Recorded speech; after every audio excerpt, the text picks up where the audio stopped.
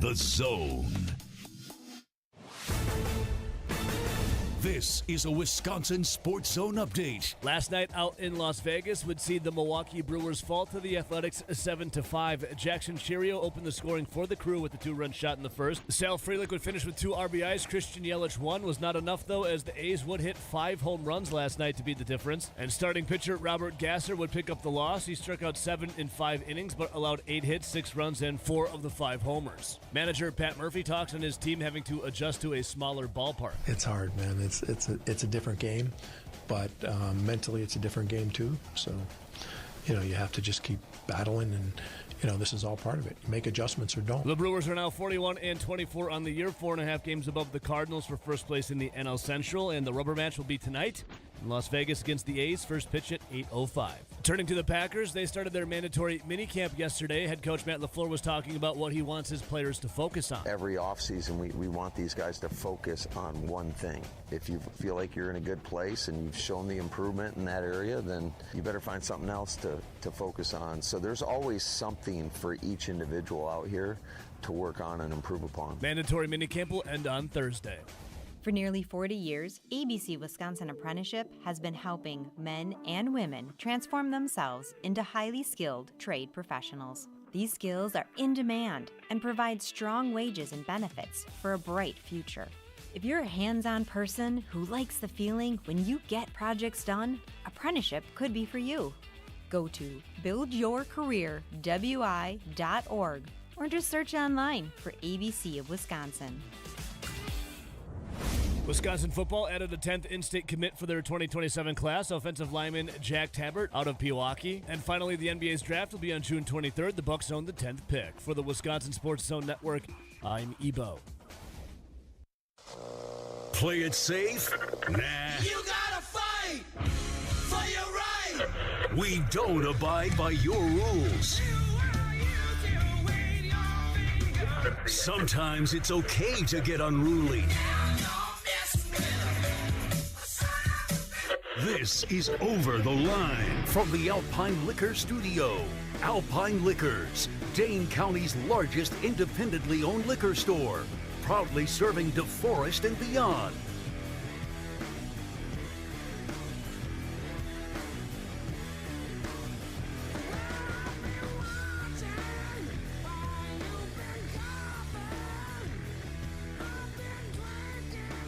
Hump day, baby. Happy hump day. Good morning, everyone. How are we doing? 608-321-1670 is the number, but more importantly, well, there's nothing more important than talking to you. You can call it in, you can text it in, but this is important as well. If you want to get involved, there's many ways to do so besides the talk text line.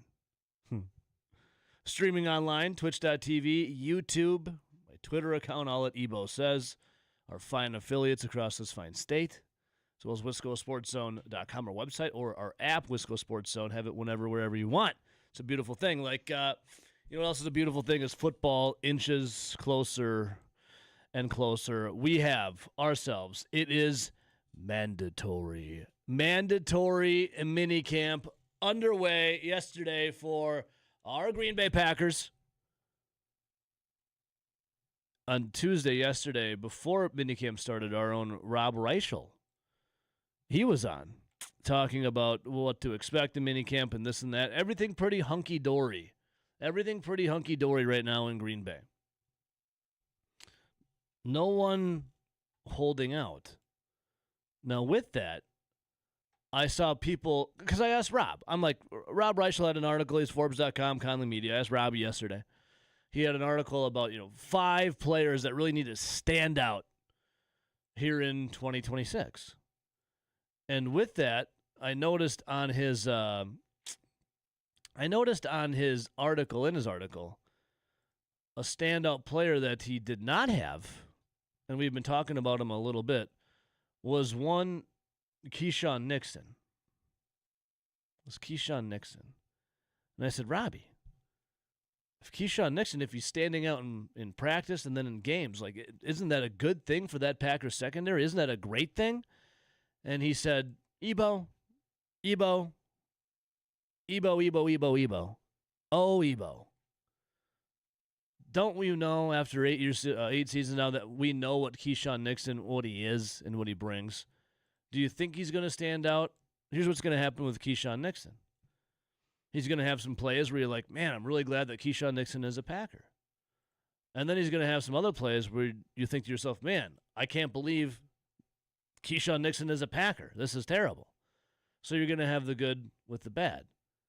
Now, with this leading up to training camp here, people really wanted Keyshawn Nixon not to be at training camp. I saw other radio shows, other content creators, other people pontificating, if you will. Saw it on a Word of the Day calendar this morning. Pontificating, if you will, that Keyshawn Nixon was going to hold out. He was going to hold out because he's not getting paid like he thinks he should. He's not, Keyshawn Nixon, he wants a new contract. So I saw different radio shows really driving the point home that Keyshawn Nixon, with no official report available, and pure speculation, and I quote, cannot say with a degree of any confidence, but that Keyshawn Nixon was not going to participate in training camp. And everything that was hunky-dory in Green Bay, that this is going to upset the apple cart. Well, you know what happened with these content creators that were saying this or other shows? That didn't come to fruition. People really want things to not be good in Green Bay. Now, you can focus on the Josh Jacobs or lack thereof of what is going on there. People tried with that. Nothing's really sticking right now. And now it's Keyshawn Nixon really wanting to, them wanting some drama in Green Bay. Some drama, if you will. Now, if you want to do a little drama, Matt LaFleur was speaking with the media before OTAs got underway, and what LaFleur was talking about yesterday was essentially what they wanted to accomplish. What they wanted to accomplish. What do they want to do? Pop quiz hotshot. You got 3 days for mandatory minicamp. What do you do? What do you do? And LaFleur was talking about he wants players to focus on areas of improvement. You focus on one thing, you improve, then you go on from there. But before that, LaFleur was talking about the goals for the 3-day minicamp. And I'm not talking World Cup goals. World Cup coming up here tomorrow. Or Thursday or Friday, whatever. I'm not talking goals. These are dream boards, what you want to accomplish for 3 days of minicamp. So here is Matt LaFleur. I'd say the goals pretty much stay the same. I mean, there's still a lot of learning going on. I had another offensive install today, had the defensive install. Certainly, I think the offense is a little bit further ahead of the defense in regards to just understanding the why behind what we're doing. But I think it's just a great opportunity to continue to build on what we've done. And all right, so LaFleur talking about there how the offense was much more far ahead than the defense. Now, obviously, Jonathan Gannon, the new DC, is in. There's some install to learn, some new things to learn, whatever. But LaFleur saying the offense for day one of minicamp, a little bit further ahead of the defense in regards of understanding what it is that they're doing. Well, after the practice was over, the offense, which is in year 4 with Jordan Love, apparently had its lunch money stolen, some reporters suggest, by the defense under their first-year coordinator, Jonathan Gannon. And in practice, now I don't know how much you can get excited about this. Maybe you can, maybe you can't. But in practice, Lucas Van Ness, he was impressing right away. He was impressing. Defense was doing good against Jordan Love and then really good against Tyrod Taylor. So number 2 units came out on the field. Let's see here. On his third snap, Tyrod Taylor was swallowed up by Jonathan Ford and rookie Denny Dennis Sutton. And it went on and on and on and on. The number 1 defense, after that, winning 3 of 4 snaps. With the lone conversion coming from Jordan Love to Christian Watson at the sideline against, who did we first start talking about? Keyshawn Nixon. So maybe there's a play where you're like, damn, dude. Keyshawn Nixon, damn. Now then the number 2 defense They swept the 4 series against Tyrod Taylor and the number 2 offense. Number 2 offense came back on the field, and the defense still kind of rose up to the occasion. So right now, as LaFleur talking about the offense being so far ahead, in day 1 of minicamp, and you can't go by much, it is minicamp. It's mandatory, though. It is mandatory. The defense ruled the day. The defense was out there getting it done. Matt LaFleur, though, was talking about, hey, I just want each and every guy, choose one thing and get better at it. Choose one thing and get better at it. Every offseason, we want these guys to focus on one thing. And if you feel like you're in a good place and you've shown the improvement in that area, then you better find something else to focus on. So there's always something for each individual out here to work on and improve upon. Choose one thing, work on it, improve upon it, and then once you accomplish that one thing, you bet your ass you better get another thing that you want to accomplish. One task, one accomplishment at a time. In your life, you have one thing to focus on today. What is it that you want to do better today? And then you can focus on something tomorrow that you want to be better at. 608-321-1670. Let's see here. Our guy Kinger saying Mike is a huge Lucas Van Ness fan because he went to Iowa. Yeah. Oh, yeah. Wisco Grebes. Good morning, Wisco Grebes. He said, what has Matt LaFleur improved upon? Yeah, here's LaFleur's words. Every offseason, we want these guys to focus on one thing.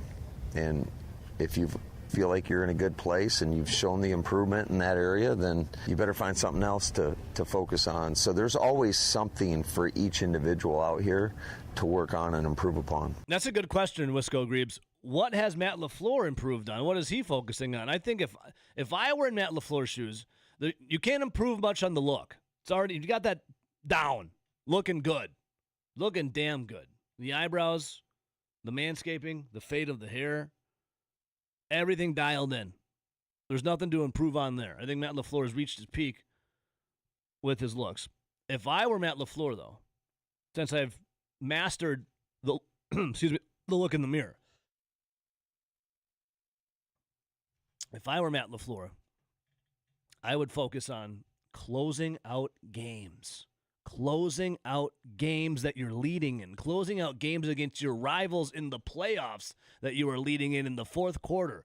I would focus, myself personally, if I were in his shoes, I would focus on that.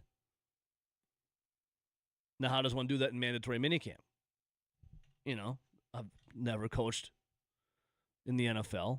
The closest I've ever come to coaching is football is playing Madden. And even then, I'm a run and gun man.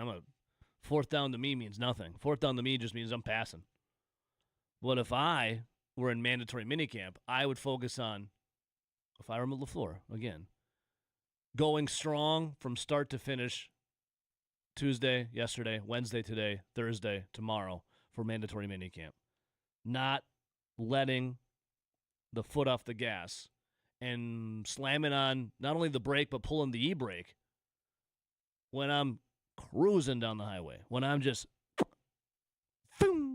I'd focus on continuing to be all gas, no brake. Me personally. 608-321-1670. Let's go to the phones. Line 1, good morning. Good morning. Mike and Portage, hello. Kinger, I'm not a Lucas Van Ness fan. I'm not sold on him. Hopefully he comes out of the shell this year. Plays really good for us, but not sold yet. So is he still Lucas Van Ness until otherwise? Yes, he is. Yes, he is. Okay. So were you saying that the offense was ahead of the defense in No, camp? No. Matt LaFleur said that, and then practice number 1 started for mandatory minicamp, and the defense was better than the offense yesterday. Gotcha. Yeah, so I was just taking a look at the depth chart here. The difference between the offense and the defense is, for sure, is that almost everybody in the offense is returning players from last year, especially the starters. They're all were Packers last year. But on defense, we have Hargrave, we have Franklin, who are new to the team. They're going to be starting. Then the one thing that stands out is on this depth chart, Asher Nixon, Brendan Cisse. And Cisse has already been impressing, is what I've heard. So could we see a competition at that spot? Maybe we will. we can only hope is that I hate Keyshawn Nixon. You hate him. I hate his play. I think we should have told him to sit down last year. Sit down, Keyshawn. He just played terrible. He needs to go. He's not one of those lockdown kind of guys. He's just kind of a mediocre player of the defense. So yeah, but, he definitely he's got some plays that are good, and some plays that are really bad. Yeah, a lot more bad than good. The other thing on this depth chart that I noticed is Chris Brooks is listed as the number 2 running back, not Marshawn Lloyd. Very interesting. But we'll see. We never know what's going to happen. We never know the truth out of camp, as what GMs and coaches, they always seem to lie to us and when they're up there at the microphone. They're not lying. They're just essentially telling the truth. Beating around the bush. Where do you see this depth chart at? ESPN.com. Oh, okay, gotcha. Projecting, but it's usually pretty accurate. I use it for fantasy football. I'm drafting, looking at games, and so on and so forth. So it's usually pretty accurate, actually. Okay. In my humble opinion. Number 2 wide receiver behind Jaden Reed. Bo Melton, baby. Yeah, hell yeah. Bo Believers. Hell yeah. I'm a Bo believer. Yeah. But we never know, so. Hey, the more you know, the less you know, Mike, Correct.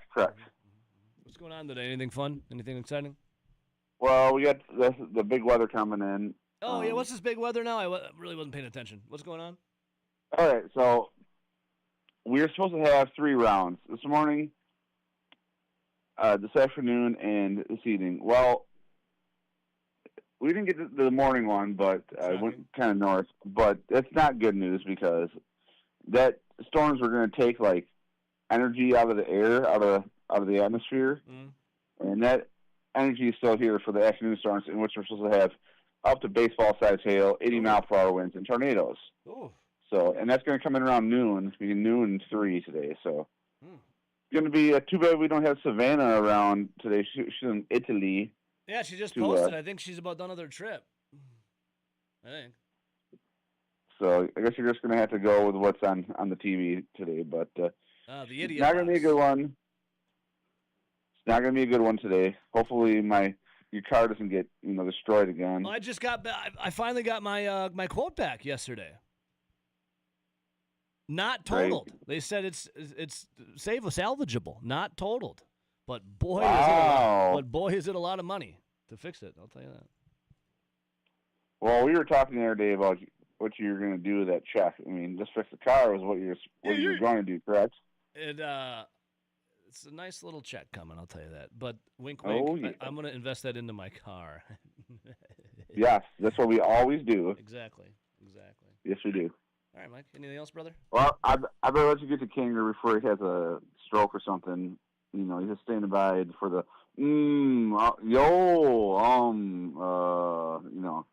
Sounds good, buddy. Holding in, baby. Much love, brother. See you. All right. See you.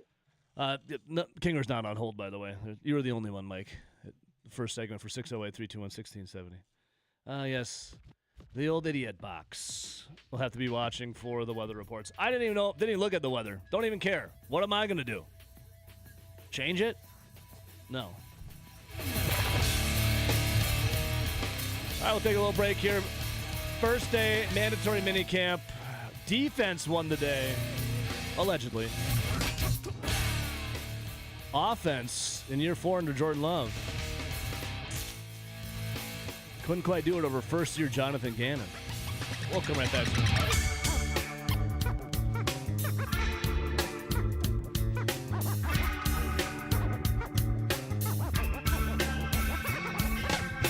You keep your riches and so much stitches. You can make me think like you're my dad. I got a message for all who think that they can. And she's watching.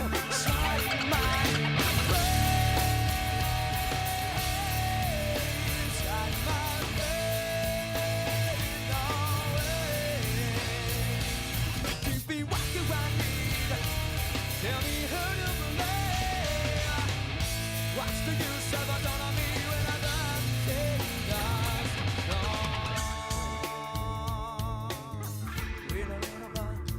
does it all? Does it all? Good morning. Sun, isn't this great? Blue skies, fresh cut grass, birds chirping. This is Over the Line. Gonna recite me a poem easy. On the Wisco Sports Zone.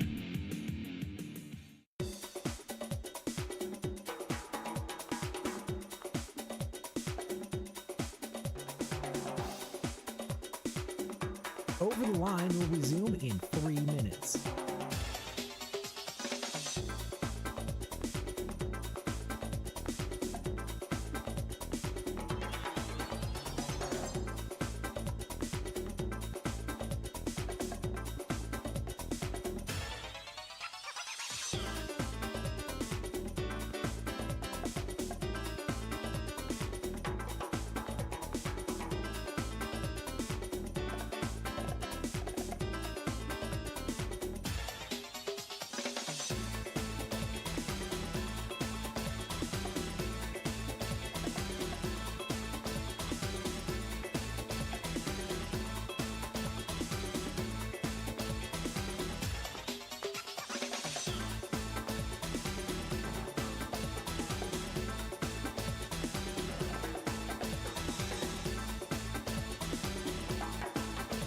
Over the Line will resume in 2 minutes.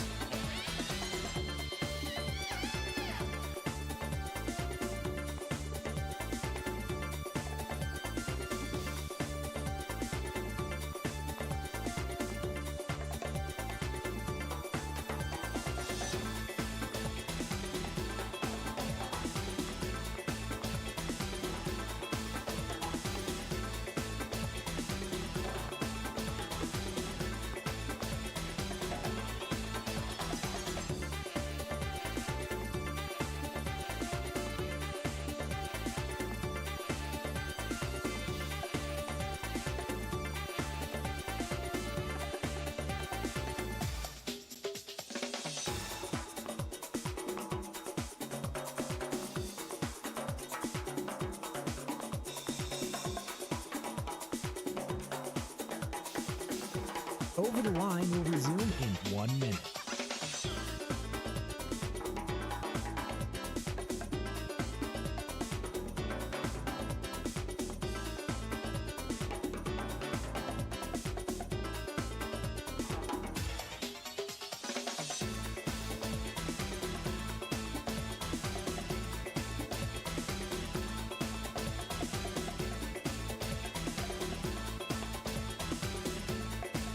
Over the Line will resume in 30 seconds.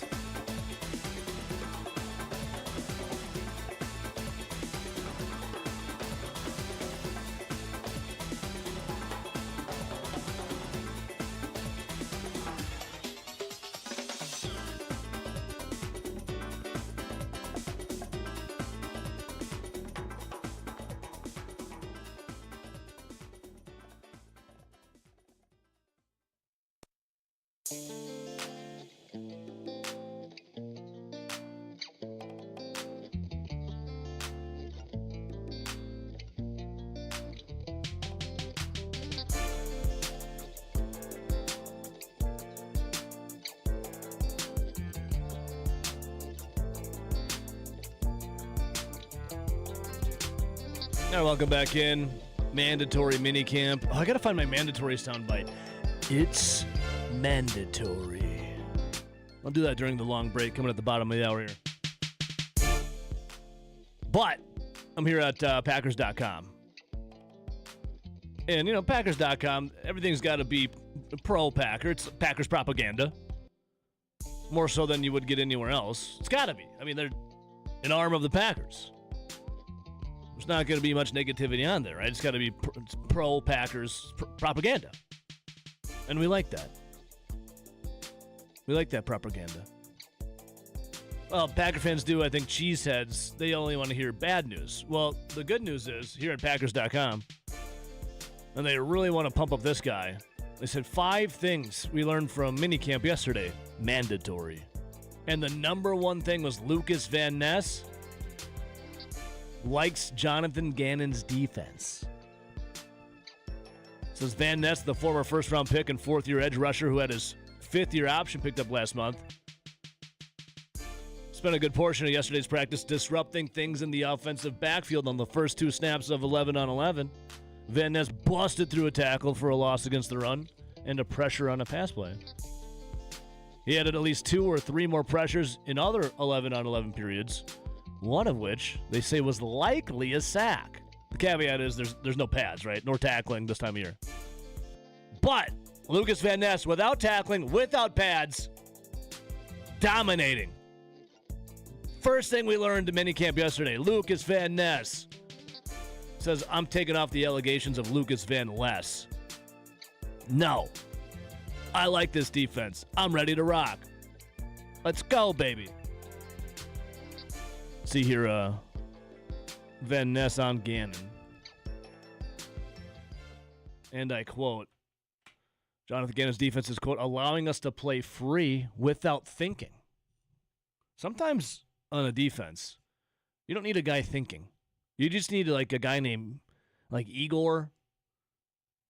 Maybe like Dr. Frankenstein made this guy. He's ugly, he's mean, and he doesn't think, he just hits. That's why I like Quay Walker before he started doing yoga, before he started meditating. Quay Walker would just go out there, he's just mad. He just wanted to hit guys. Maybe Lucas Van Ness he's been thinking too much. Jonathan Gannon's defense allows us to play without thinking. I like that. And I quote about Gannon. Van Ness said, he's got a fire. He's intense, super smart, really supportive, a good dude.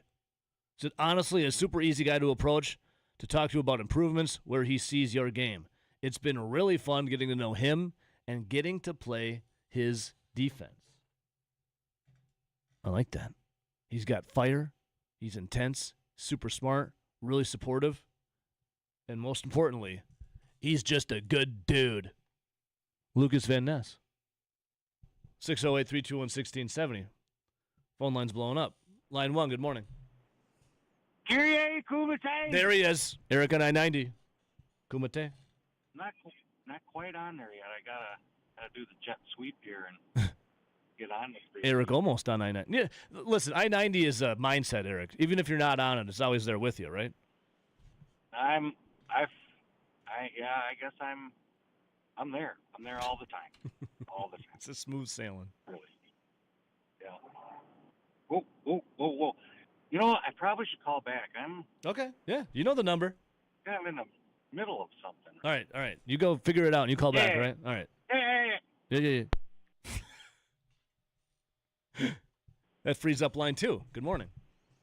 Hey, Mickey! Bright and early. Sure is. Well, I guess you're at 7:30 for you. I miss the old Eric call sign. Ew. You know, things change. You know, they evolve. Maybe devolve. They do. Ew. I like what you were saying about defense, though. Don't think, just pitch. Yeah, don't think, just do. Yep. It's like from The Replacements. Get me the ball, Danny. I need the ball. Get me the ball. I got you the ball. That's all we want from our defense. I know. You don't need a guy out there overthinking it. It's a simple game, right? You just hit somebody. Yeah, offense, sure. You got schemes, you got rules, you got blah, blah. Defense, it's like, there's the ball, go get it. Don't let it go past this point. That's it. And you know the offense is set up to win anyways. They're going to find a way to screw you no matter what. Just go out there and hit somebody. Yep. You don't need the Wonderlic score to be more than 5 for that. No, I know. Okay, maybe. It doesn't take a genius. Doesn't take a genius make you to go knock someone's head off, you know? If you can tie your shoelaces, I think you're good to go. Yeah, I don't even think you need to tie your shoes. I've seen guys running around untied shoes still hitting people.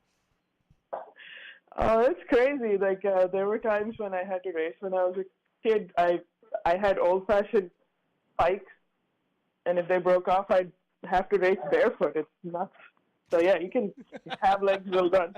Yeah, I mean, if you look at the history of man, I mean, school, Shoes, all that's a new age kind of thing. I mean, I bet you cavemans were hitting mammoths back in the day. They just hit somebody. They didn't have any shoes, you know? Yeah, point and go. And they couldn't even talk. Ooga booga, you know? I think that's how Myles Garrett operates. He's like, ooga booga, there's a ball, go get ball, your ball. Me. He just can do it so fast. Me Get so ball. much faster than me get ball. Me hit. Me get ball. Yeah, it's like me hit Joe Burrow. Now it's me hit Brock Purdy. It's easy. I'm sure Joe Burrow just like did a whole dance around the house when he heard Myles Garrett was gone. For sure. Oh my God! What's going on over there? Sorry. Just toddler. Is Pipsqueak hitting things? Me hit things. Oh no, she's smashing things. Yeah. See, she gets the essence of this segment. She understands. She does. Yeah, this morning I turned on the show and she went Ebo. So No. she says your name. So That warms the heart. yeah, but the Braves got walked off by the White Sox last night. White Sox aren't like bad though. Yeah, it was.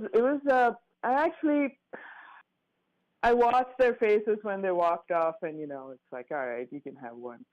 They look so happy. Yeah. It was very genuine. Like it's like the White Sox needed something, and it looked good. I was like, all right, I can't begrudge you too much, but don't get used to it. No, yeah. And then you got the Brewers last night. They're playing in this like rinky-dink stadium.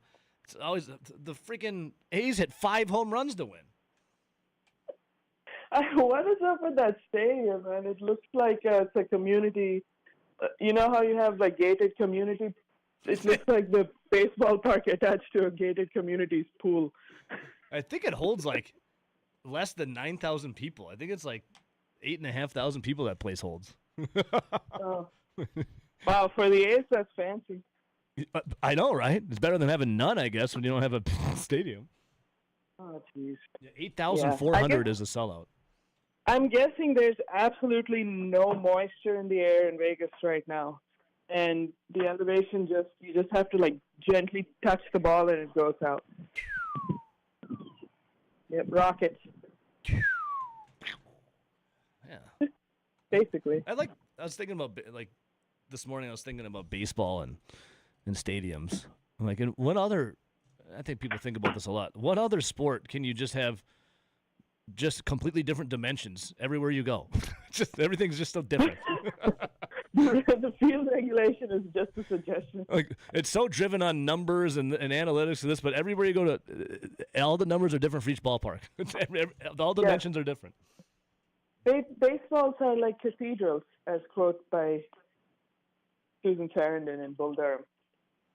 Could you imagine like playing basketball and the no matter where you go, different stadiums, the height of the hoop is different, like by a couple inches here, a couple inches there. That would be hilarious. Yeah. The shorter guy's like, I'm dunking today. I'm dunking tonight.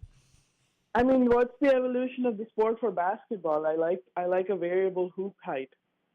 That would be great. Like Wemby has suddenly the hoop is so big that even Wemby can't dunk. Well, everyone's going to either dunk the ball or shoot a three. Let's go to backboardless baskets. It's just a basket out there. Oh, that's just netball, isn't it? Or handball? Oh, yeah. They've already done that. Yeah, it's not that exciting either. Yeah. No, the ball is really small. So. Yeah, it's actually not that fun. Yeah, it's like, no, that's what grandpas do on the weekends. It's okay. Yeah. Yeah. Mickey, what else? What else on your I don't mind? know if it's more entertaining than, what's the thing everyone plays now? Pickleball. Yeah. I haven't dabbled. You have or have not? I have not. No, just go play tennis. What is up with everyone pickleball? I'd rather play badminton. I love badminton. That was fun.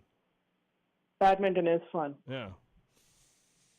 I actually broke my front tooth off playing badminton. Of all things. Was it a racket? It was a racket. Okay. I was gonna say. Yep.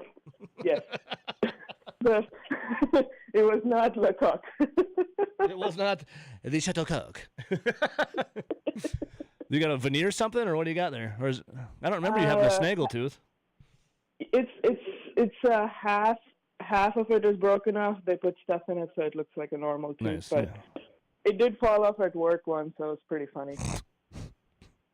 Yeah, I only saw Mickey in person one time, and she did not have a snaggle tooth. So No, it's all a facade held together by glue. Mickey, anything else on the mind? No, that's about. Oh, I did watch a condensed version of that Brewers Ace game the other day, the 15-14 game. Yeah, fun. What is up with Joey Ortiz, man? Does that guy, did he just go to Vegas for the first time in his life, spend all day in the strip club, and then come play baseball? Because he was just standing around letting balls get out of the infield. Vegas gets the best of some people, you know? Yeah, especially with that mustache, so... Maybe he lost a lot of the blackjack table, and he's just reevaluating. He's like, what the hell happened, man? I just lost my ass. I don't know. He just looked hungover when he's playing. He's like, oh, there's a baseball. Look, it's going between my legs. It's like, whatever. Maybe he had some bets on it, you know? Who knows? Yeah, now that that's legal, apparently you can play sports and still bet, according to that Ken Curry, the judge. Yeah. Was it Texas? Yeah. Yeah, he just Texas Tech, 2 games you're going to sit out, and that's it. There he goes. You know, I'm not naive enough to think that the courts have never been corrupt or whatever, but the blatant lawlessness is pissing me off. Because if I step out of the line even the slightest bit, you know they're going to throw my ass in jail. Yeah. Of course. But, Anyways, Mickey, keep it on the straight and narrow. Keep it on the straight and narrow. You got to break some laws. Much love, Mickey. Take care, Ebo. Treasure treat. See ya. Treasure treat. Bye. Yeah, if you step out of line, you get smacked right back in. But if you play a sport, you make a lot of money. Well, money opens doors. Money buys happiness. I know. All right, we got a phone call saying we got to take a break. And Sal Frelick wasn't correct, Wisco Greaves. Sal Frelick was spotted at a table at a Vegas casino. Yes. He had a lot of money on the table. In chips, that is. We'll come right back. I'm home alone tonight. Full moon illuminates my room, turns my mind alight. I think I was dreaming of some thoughts that were seemingly possible with you. So I call you on the tin-can phone. We rendezvous a 1:45 and make sure we're alone. Think I found a way for you and I to finally fly free.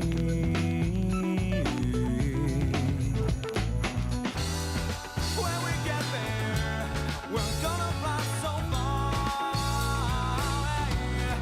making sure to laugh while we experience anti-gravity.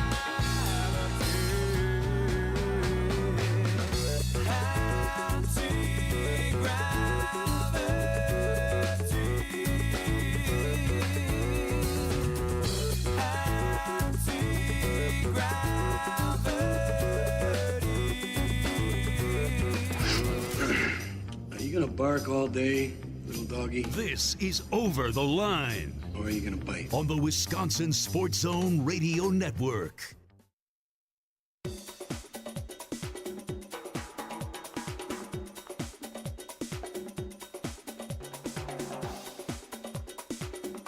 Over the Line will resume in 5 minutes.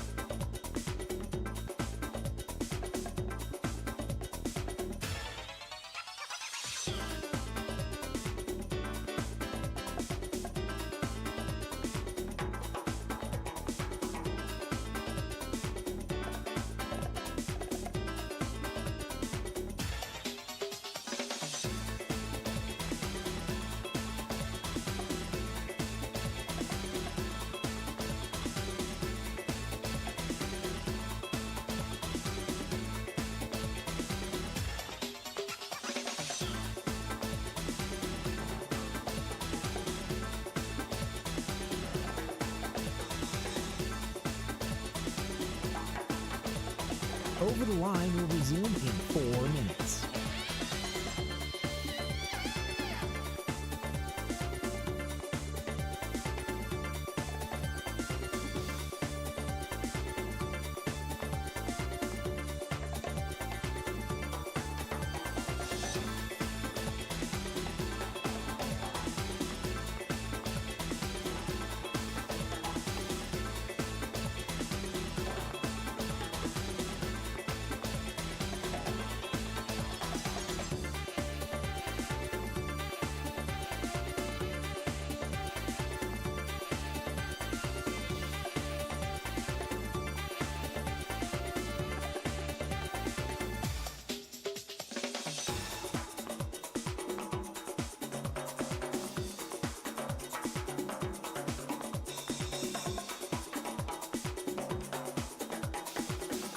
Over the Line will resume in 3 minutes.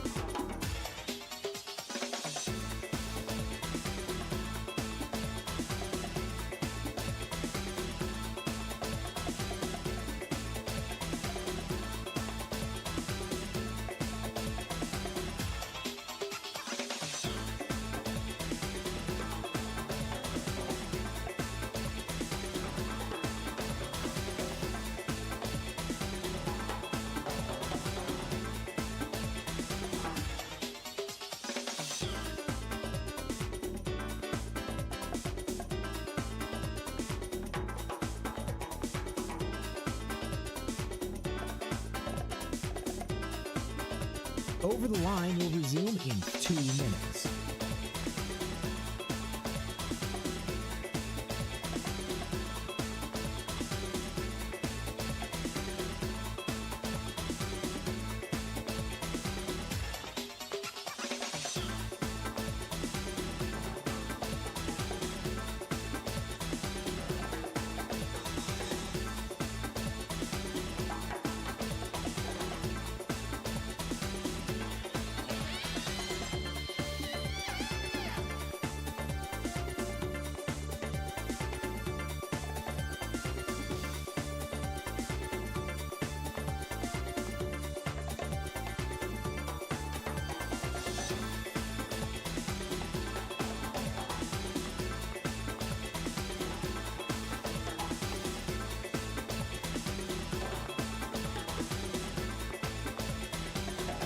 Over the Line will resume in 1 minute.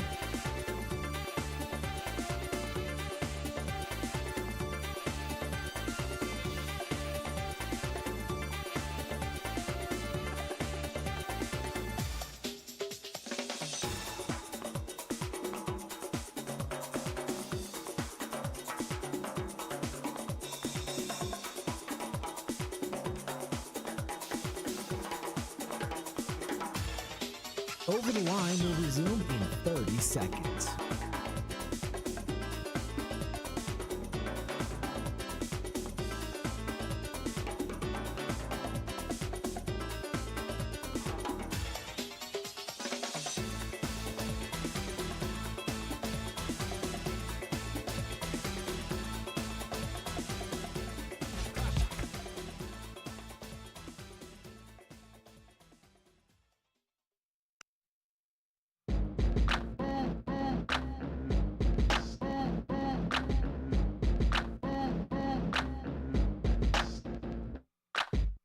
There were some people worried you weren't going to be in today, RJ. I didn't think you were going to be in today. Well, good morning, by the way. Things change, Mox. It's nice to see you. Nice seeing you too. Yeah. The more things change, the more they, stay the same. RJ was being a good son this morning. Yeah. The good son. Doing a taxi service. So. Taxi service for his mother? Yeah. Did you get it? Yeah. Did you get a tip at least? No. Oh. No. Was he one of those, I brought you into this world, that was good enough? I gotta thank you. It's tip enough for me. Speaking of the good son, have you ever seen that movie? Yeah, Macaulay Culkin. Yeah, Macaulay Culkin's he's a bad boy. Yeah, and Elijah Wood's in it. Yeah, Elijah Wood. I had never seen it, ever. I saw the memes and everything, and then I saw it pop up on Netflix, and I'm like, I'll give this a go. Let's see what's up. Macaulay Culkin, you little rascal, you.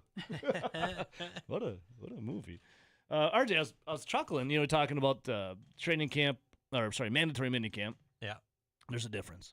This one's mandatory training camp now. But I was perusing Instagram, I was scrolling around, and I don't follow them, but, sometimes things pop up on your feed for. Mm-hmm. This is from the Journal Sentinel. The Journal Sentinel here in Milwaukee. Here's the headline. And I'm glad this is news. Front row Amy frustrated by new premium seating plan. It's an article at the Journal Sentinel. They even gave her a graphic and everything. Yeah. Front row Amy frustrated by new premium seating plan. And then the by headline, well-known Brewers fan, front row Amy Williams, finds herself confronting a possible seating change at Brewers games. At a game. This is how you know you've made it. When the Journal Sentinel is writing news stories about you in their front page, front Instagram, about your seat possibly getting Yeah. And here's the caption on Instagram. Will she now be known as must be in the front row, Amy? Oh, someone was in their bag when they wrote that. Stole that one from the Bob Uecker commercial. But then they say, much like the relocation facing Milwaukee Brewers legend Bob Uecker in an iconic Miller Lite commercial, complete with the oft-repeated line about the front row, well-known Brewers fan front row Amy Williams finds herself confronting a possible seating change at Brewers games. She's not particularly thrilled about it either. And then I'm not going to click on it because I would imagine it's behind a paywall. Yeah, most likely. And no offense, I don't want to read a story about front row Amy being mad about moving seats. On Twitter, she just said fans aren't first in Milwaukee and said it's probably going to be bad news. That's all we know. Her meeting's on Friday.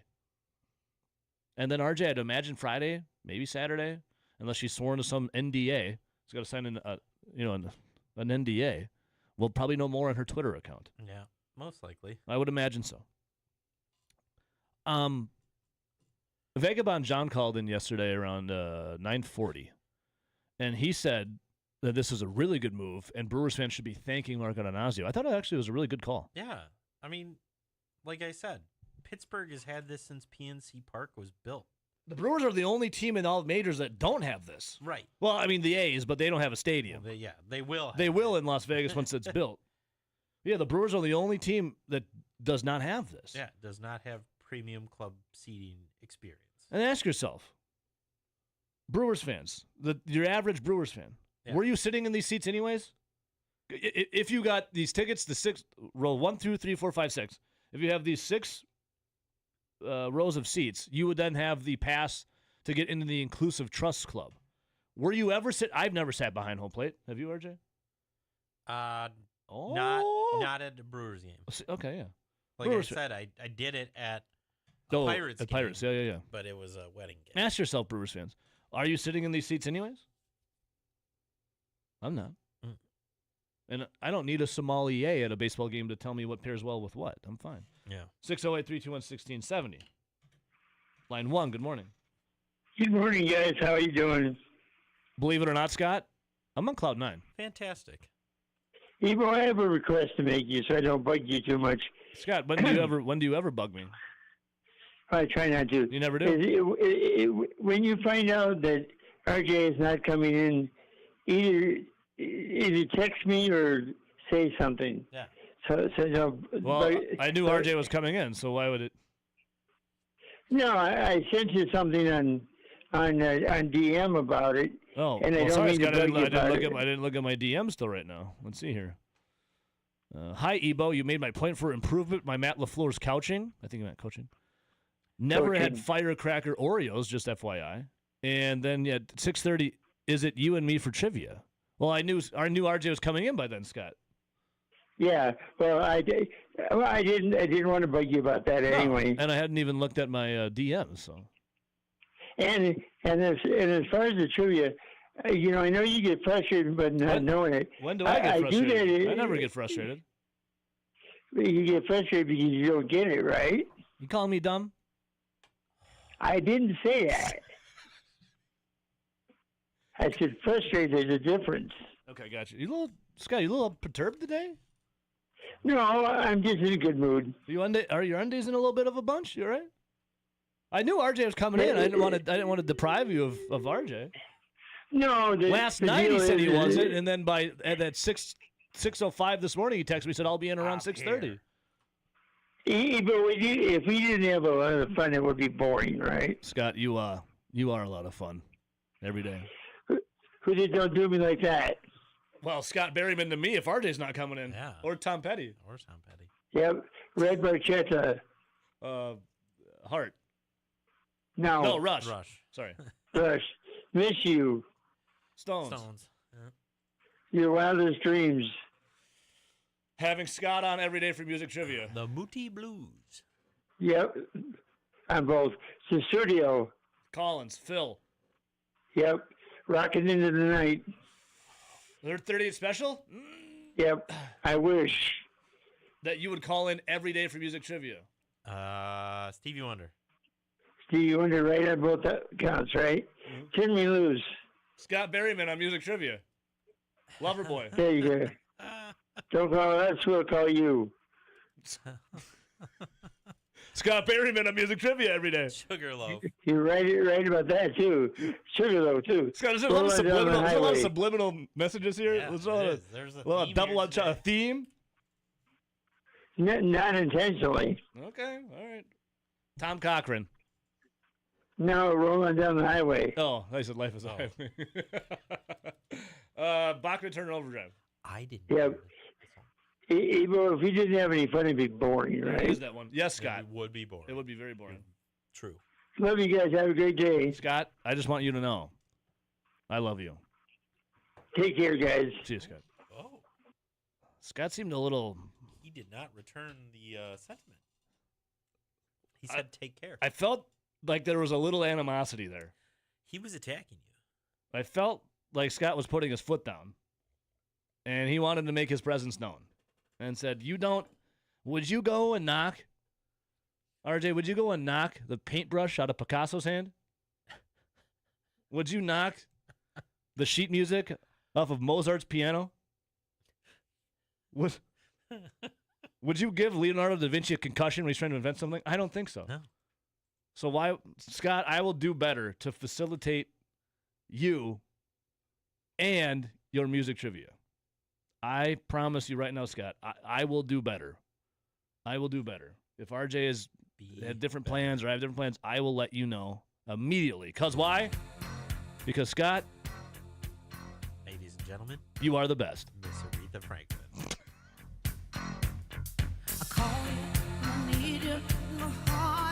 And Scott, I noticed the little jabs of music trivia there.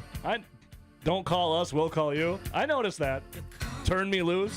Don't do me like that. I noticed.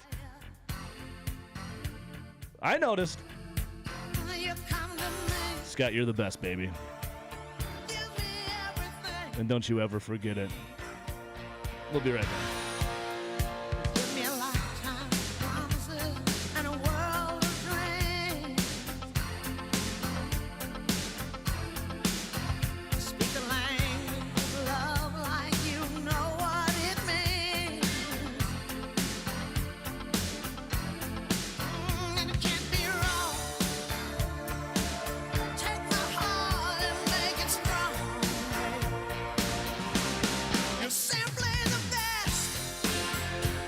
Scotty.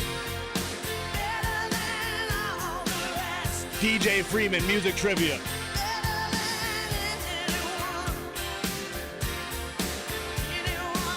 Love you, Scott.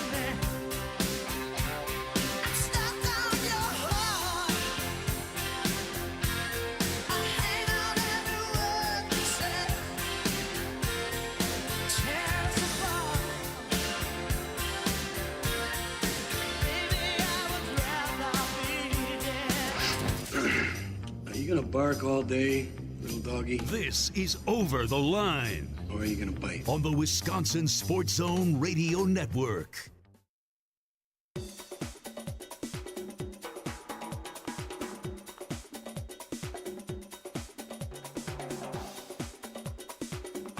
Over the Line will resume in 3 minutes.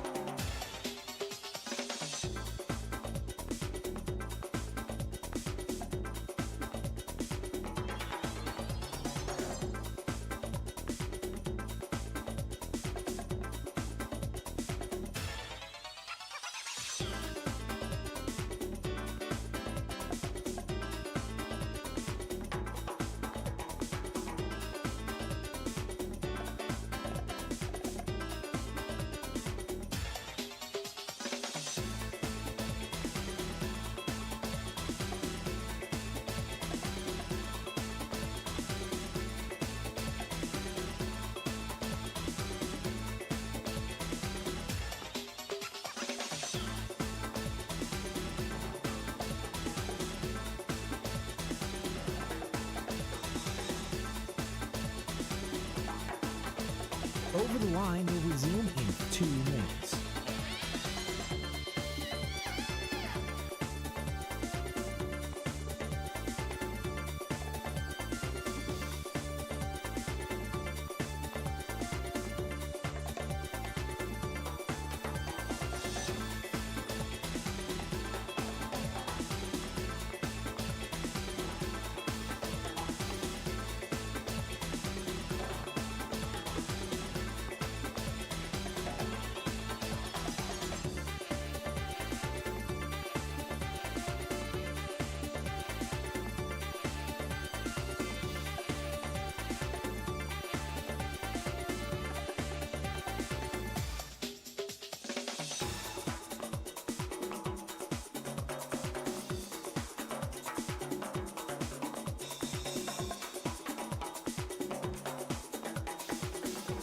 Over the Line will resume in 1 minute.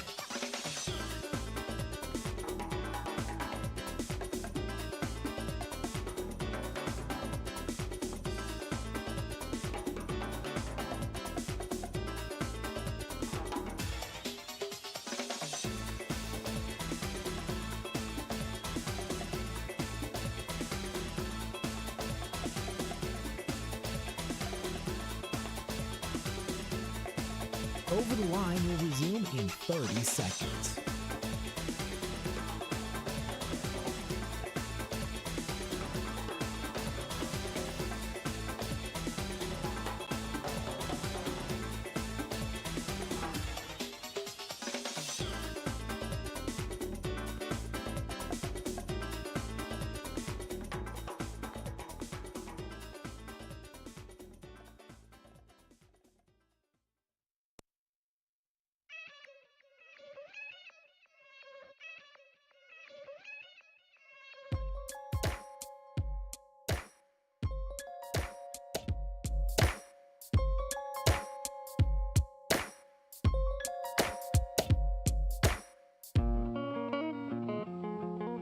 Tomorrow, baby.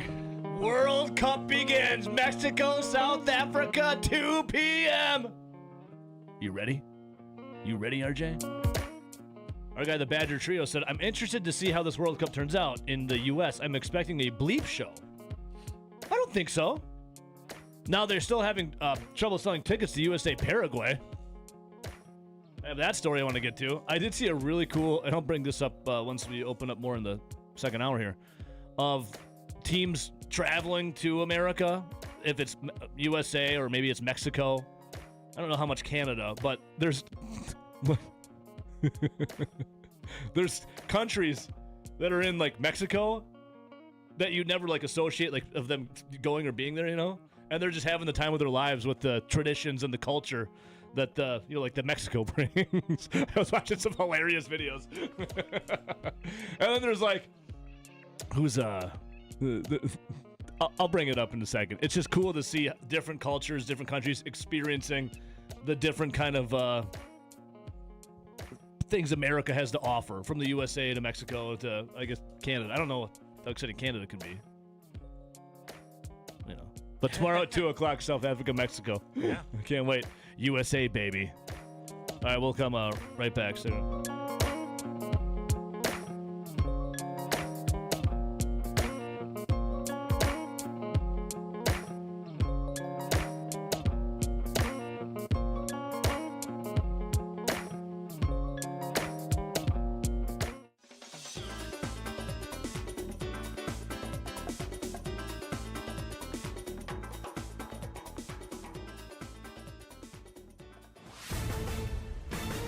This is a Wisconsin Sports Zone update. Last night out in Las Vegas would see the Milwaukee Brewers fall to the Athletics 7-5. Jackson Cheerio opened the scoring for the Crew with a 2-run shot in the first. Sal Frelick would finish with 2 RBIs. Christian Yelich 1 was not enough, though, as the A's would hit 5 home runs last night to be the difference. And starting pitcher Robert Gasser would pick up the loss. He struck out 7 in 5 innings, but allowed 8 hits, 6 runs, and 4 of the 5 homers. Manager Pat Murphy talks on his team having to adjust to a smaller ballpark. It's hard, man. It's a different game, but mentally it's a different game too. So, you have to just keep battling, and this is all part of it. You make adjustments or don't. The Brewers are now 41-24 on the year, 4.5 games above the Cardinals for first place in the NL Central, and the rubber match will be tonight in Las Vegas against the A's. First pitch at 8:05. Turning to the Packers, they started their mandatory minicamp yesterday. Head coach Matt LaFleur was talking about what he wants his players to focus on. Every offseason, we want these guys to focus on one thing. If you feel like you're in a good place and you've shown the improvement in that area, then you better find something else to focus on. So there's always something for each individual out here to work on and improve upon. Mandatory minicamp will end on Thursday. For nearly 40 years, ABC Wisconsin Apprenticeship has been helping men and women transform themselves into highly skilled trade professionals. These skills are in demand and provide strong wages and benefits for a bright future. If you're a hands-on person who likes the feeling when you get projects done, apprenticeship could be for you. Go to buildyourcareerwi.org or just search online for ABC of Wisconsin. Wisconsin football added a 10th in-state commit for their 2027 class, offensive lineman Jack Tabbert out of Pewaukee. And finally, the NBA's draft will be on June 23rd. The Bucks own the 10th pick. For the Wisconsin Sports Zone Network, I'm Ebo. Play it safe? Nah. You gotta fight for your right. We don't abide by your rules. Sometimes it's okay to get unruly. This is Over the Line from the Alpine Liquor Studio.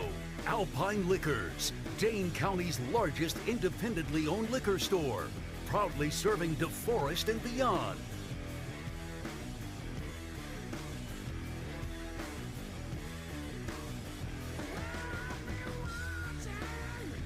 Yeah, buddy. Mandatory God, I keep forgetting to find that. It's mandatory. Let's see if I can find it quick. Like, man. Let's see if I can do it quick. What are we? Sometimes I looking for mandatory. I think I got it. Oh, do I want to replace this though? Why? So, just behind the scenes here, for if you're not aware of, there's a thing called hotkeys on the radio. So what I look at is a big radio board. There's a bunch of screens in front of me, and the screen farthest to my right, it's got hotkeys on it, like this. Cram it up your cram hole on the floor. That is correct. You like that? You like that? Just quick little boop, boop, boop, quick little hotkeys. You know? That's what she said. I forgot I had that one. There's a lot of these. My favorite one right here. Turn it on and rip the knob off. But I keep talking about mandatory minicamp, and I keep having this soundbite in my head. It's mandatory. You know, statistically not great. I'll tell you that much. And on the hotkeys, you can only have so many spaces. Then you got to start replacing them. So RJ, the ones that are closest to me that I can fire off quickly, one's this. Why? And the other is this. Excuse me. Or why can't you move the frog? Do you know who that is, by the way? Why? Do you know who that is? Are you asking me? Yeah. It's the upset man. Who it is? His name? Name him. Scotty. Perfect. Why?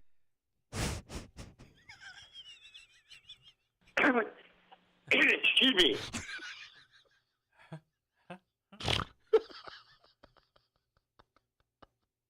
Sorry, that's my favorite one, I think. Excuse me.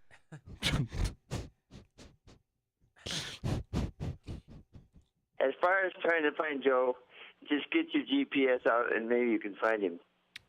Maybe that's a poll. Like, where is Joe? Or that's a question. Where is Joe Miller? Where in the world is Joe Miller, Scotty? Here's an old one. Hey, we can call him Waldo. How about that? Call him Waldo.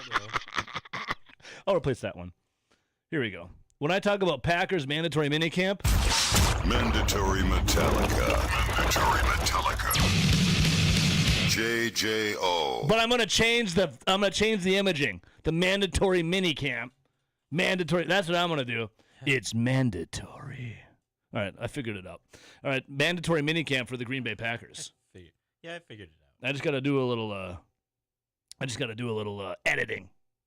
Come the break here, for the Green Bay Packers. Jordan Love was asked if there's anyone we're not asking him about that could make noise this season. Who would it be? I think that's a good question. Yeah. If there's anyone that we're not asking him about that could make noise this season, who would it be? Now, Jordan Love, in this interview, you can really tell he does not care. It's not about his team. It's about the reporters asking him these questions. He's like, I do not want to be here. I don't care. I just don't want to answer your questions. I'm forced to be. I have to be here. I'm obligated to. Otherwise, I'll get fined. Jordan Love, though, kind of. I mean, he gives you an answer, but you can tell by his body language, his eyes, just his expressions. He's like, God, I hate this. Not asking me about. Let me think here. Offensively, we've talked about guys. We talked about Wiley, who I'm excited about. The tight end room, I think. I want to see Say. I want to see Savion Williams. He's going to have another guy that will have that year 2 jump. I think for him, he's just getting those reps, like I mentioned, and and feel more comfortable and confident with everything he does, and just knowing the offense inside and out. But I think he's another guy that once he gets more comfortable on the field, gets more opportunities, he can make some plays for us as well. So I'm excited for him. Obviously getting Bo Melton back there on the offense side. Bo Melton. Bo's done terrific things. Savion Williams, Bo Melton. Building consistency, but yeah, just think for a guy you haven't talked about, I think Savion, I'm excited. Chris Brooks, another guy that doesn't get talked about too much in the running back room, but he does great Chris things. Brooks. Everything's going upon as well. So we got a lot of guys where it just comes down to once we get in training camp, preseason games, and start the season, seeing how everything shakes out and who's really making those plays. But we got a lot of guys that I'm still excited about the opportunities. There you go. He's excited about the opportunity. What I love about this video is Jordan Love just seems like, dude, give me that, please. Can I just leave? Let me go. What's funny, though, is the reporters look like they have the same, they kind of look the same as the facial expression of Jordan Love. They're standing there like, all right, time to put on these clown shoes and ask a question that I know is not going to get a good answer for. All right, here we go. I just love, it's like a perpetual, never-ending cycle of we're going to ask a mundane, lame question, and we're going to hear a mundane, lame answer. And we're just going to keep doing it and doing it and doing it because it's our job. And you know what, Jordan? It's part of your job, too. We're the conduit to the fan. And I don't have a story right now, Jordan, so how about this? Is there anyone we're not talking about that we should be? Please, Jordan, I'm grasping at straws here. I don't have a storyline yet. What's going on? And I've used that before, too, like Jesse Temple or Zach Halpern. I'm like, who aren't we talking about that we should? But this is different. You know, we're talking about Colton Joseph. We're talking about, anyways. Yeah. These reporters have the same, they're standing there like they don't want to be there, and Jordan Love's standing there like, I don't want to be here. It's mandatory. But yet they're still standing there. Mandatory. Mini camp. 608-321-1670. Line 1, good morning. Evo, RJ, good morning. Good Corey. morning, Corey. Corey and Marshall. How we looking? Large and in charge, baby. I had that same snippet in mind, Evo. You know me, big Metallica fan. Every time you're saying manager, I like Metallica. I know. I can't. It's ingrained in my brain. There's that little snippet of Damage Inc. that's in the commercial that you played, and then I start singing the Damage Inc. song like Yes. Damage Inc. was ripping right through you. Titans-Ville, this gets me going. So I'm like, so now I'm all ready to attack today. So thank you. Yeah. FYI. There's another sweeper that I had that I wanted. I gotta find it though. It's like with the song. I'll find it. It's too bad there isn't an alliteration with Pantera, because that would always be like particular Pantera or something like that. But that just doesn't work the same as mandatory Metallica. Like you have to play 2 songs at 12:40. Do they still do that in JJ out of curiosity? Oh yeah. Evil? Oh Is yeah. it still a thing? Oh yeah. Oh yeah, Cor. It's like the perpetual motion machine. It just keeps on going. Correct. Second law of thermodynamics. Like those reporters. Yes. They just keep going. Yes. They're trying to. There you go. Second law of thermodynamics, as Homer said, just keeps going faster and faster. We obey the second law in this house. Not like Lisa. In this so house. I got a question. In this house, we obey the second law of thermodynamics. She made this machine. It just keeps going faster and faster. I know. And this perpetual motion machine she made today is a joke. It just keeps going faster and faster. This is the Packers reporters. Lisa, get in here. In this house, we obey the laws of thermodynamics. The fact that he just like says it at such like raging volume, like The Packers beat writers are the perpetual motion machine, Corey. It just keeps going. You just keep going. You They plug have a to.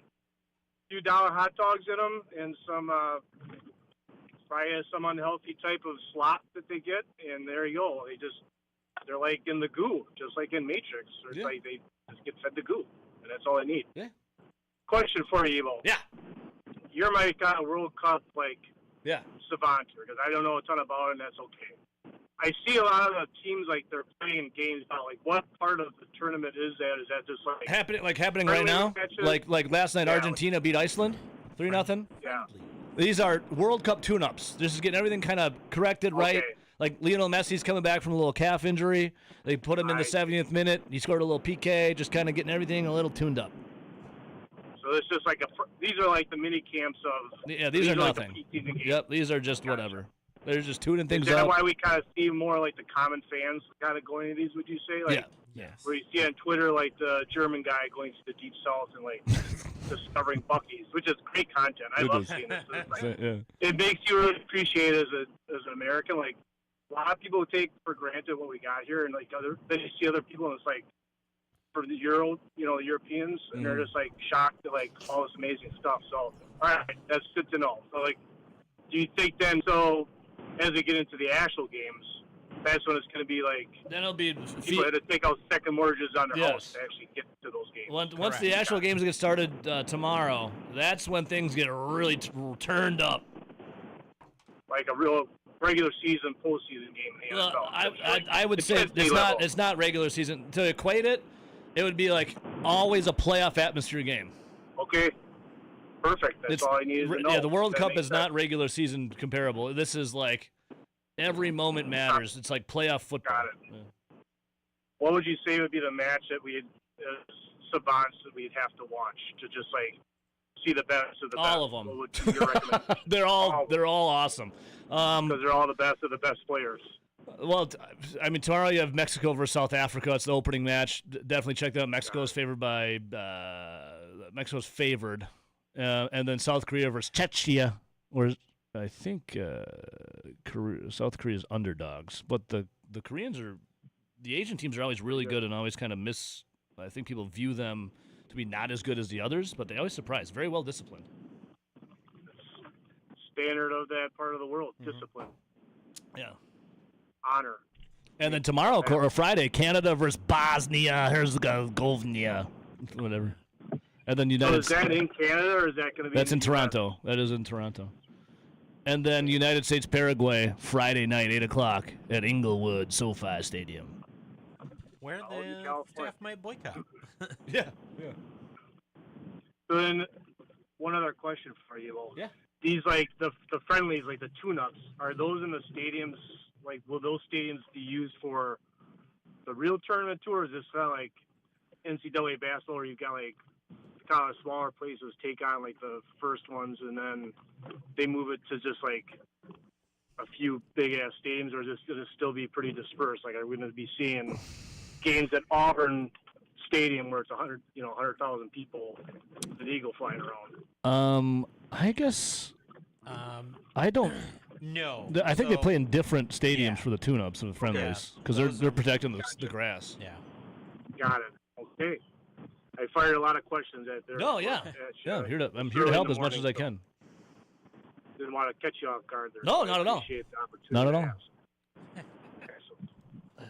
I'll have to I got gauge the Germans' temperature when I'm over there in a few days and see what they think of the tourney. If any of them are talking about it, I don't know. I'm sure they probably will be. Yeah. But yeah. So yesterday, how about this? Yesterday, so Argentina took on Iceland. Argentina wins 3-0 in a World Cup tune-up. Argentina received a guaranteed $2.4 million payout for their participation, while Iceland received $325,000. Wow. I guess we know where the bread is buttered then, huh? Well, yeah. I mean, Argentina's a favorite. They're really good. So. Yeah, they're well, South American teams. They got the best players, and you get killed down there if you don't win, just like Pablo Escobar would do. Take out your goalie or whatever That's it right. is. Yeah, that's right. Core? Fear's a great motivator, gentlemen. You're a man. You the man. You the You're man. a man. You are a I'm man and the man. I'm a man. Shooting the treasure, gentlemen. You too, brother. Much love. We'll go to the salt mines now, Corey. Godspeed. Eyes to the sky today, and I know you guys don't care about the weather too much, but eyes to the sky today. Keep it real. You too, All right? buddy. I mean, I Watch out care. for the hail. I care. It's just I'm not going to change it, So. No, I know. Be prepared, not scared is the term to go. All right, guys. Much love. You're the man. See you, Good day. Yep. Prepared, not scared. It's not that I don't care. It's just I don't really look at the weather report because I'm not the government. I can't change the weather at a, flip of a switch. Line 2. Good morning. Help! He's back. Kyrie. I'm back. What did you fix that problem you had? Well, I was doing the jet sweep on I-90, and there was a lot of people that had different opinions on how we're going to do it. And I had to navigate that just a little bit. And so now I'm back in here. Got the RAV4 radar locked in on a semi here just north of 70, 9x9 in the groove, ready to go. Just into the groove, baby. Hell yeah. In the groove. So I was just laughing out loud about your Packer reporters and asking me questions. It's got to be so bad, doesn't it? It's like, go over Well, there. I think it's for every market, every Right. team. Well, Yeah. it's every team has this, and I don't feel sorry for them whatsoever. No, right? no, not at all. You got a pretty easy job, right? And this mandatory mini camp and OTAs and mini camps, when they started this, they said we're going to get together and practice. Well, that sounds awfully boring. Let's make it OTAs, and then we'll have a big explanation on that. And then, we're going to practice again next week. Well, let's make that mandatory mini camp. Let's spice it up a little bit. Yeah, That's all it is. They're just practicing, okay? And then the story about the defensive player who likes the new defensive coordinator because he just lets him loose and just says, go, don't even think, just go play. Lets him go. That's another story. We could just insert different names, right? Mm-hmm. Just insert a different name. We could have Rob Reichel do a story from 1997 about a defensive player saying that the defensive coordinator just lets him play, just lets him go free. Don't think, just do. And they're Don't watching think, too just many, do. Right? They're watching too many Maverick movies, right? You should think. You should be thinking a little bit. Everybody's under this impression. Stop thinking about it, just do it. No, you should think a little bit. Eric, you don't have time to think up there. If you think, you're dead.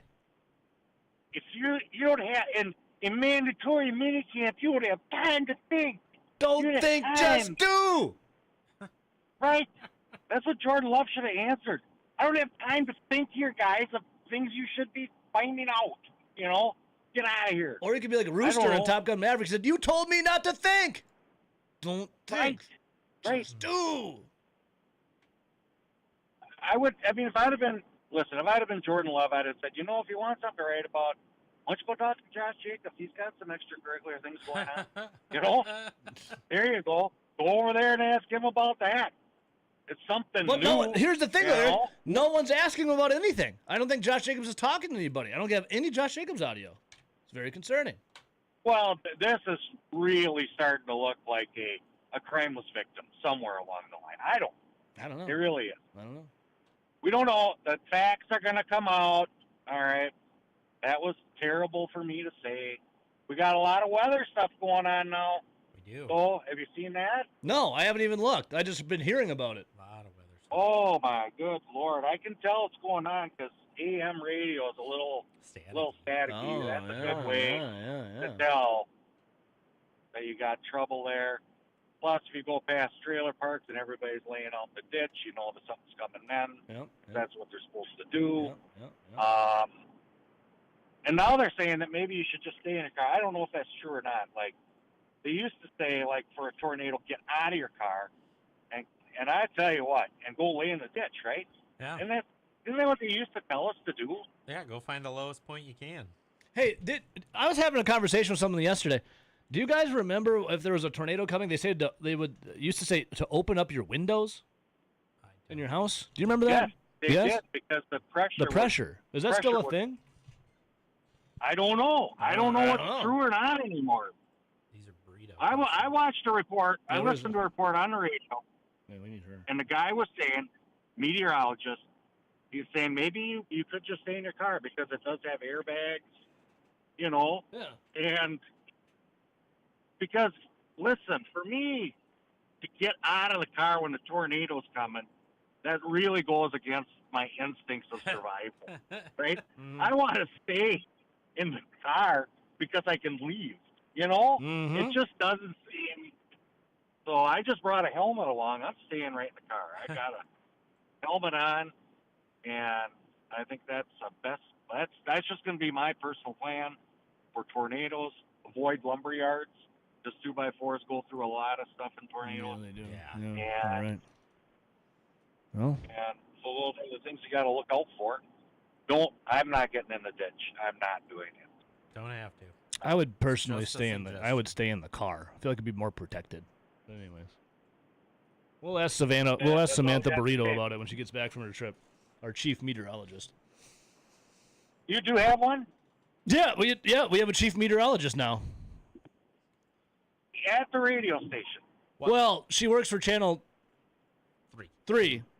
And then we reached out because we had a lot of questions after that last big storm, and then we just knighted her essentially over the line's chief meteorologist, and she said sure. She didn't really, didn't fight the title. Nope. Well, did she get paid for that, or is it No. like calling in where you don't get something? No, she gets paid It's like calling in listener. She calls it. In listener love, exposure, being on over the line, she gets paid. I mean, that's priceless compared to actual money, There's a lot of forms of payment, isn't there? That's so true.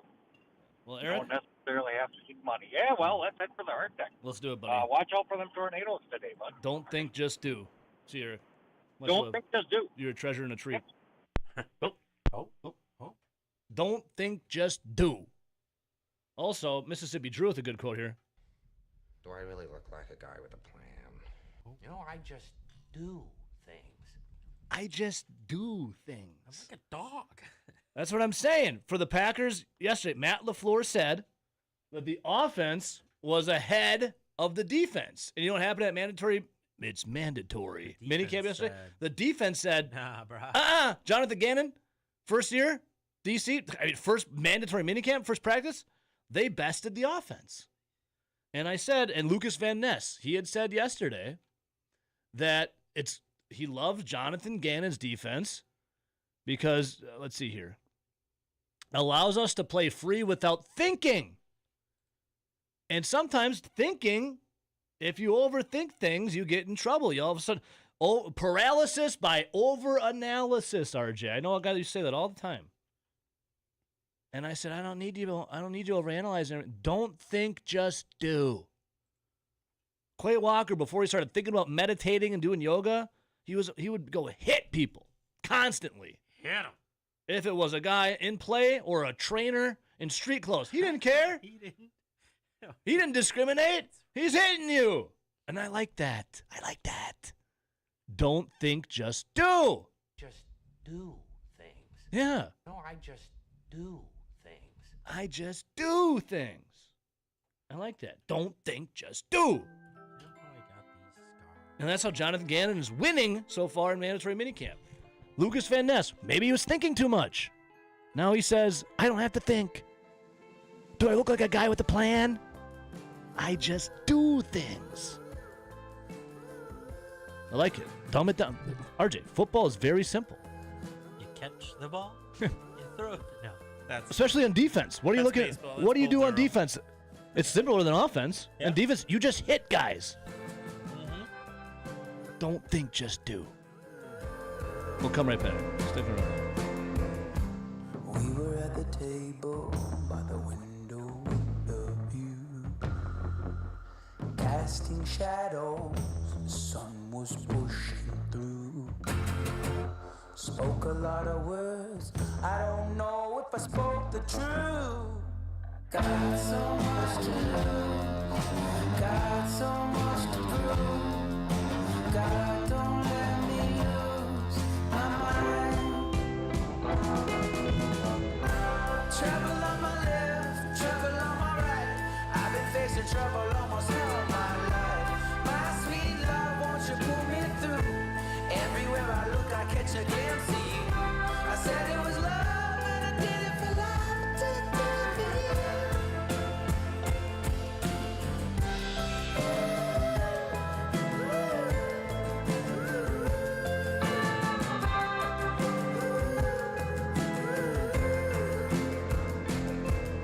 This is Over the Line. Oh, I'm sorry. Did I break your concentration? I didn't mean to do that. On the Wisconsin Sports Zone Radio Network. Please, Continue.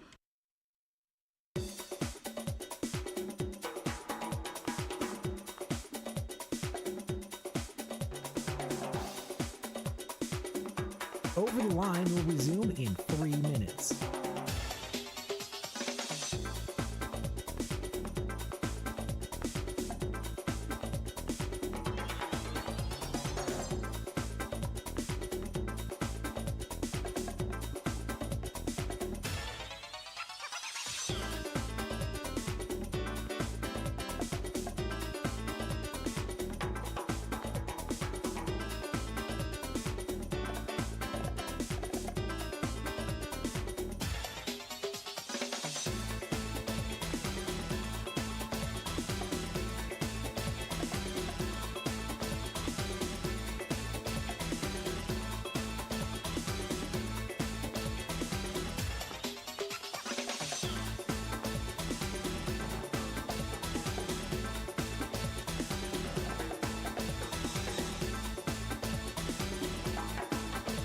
Over the Line will resume in 2 minutes.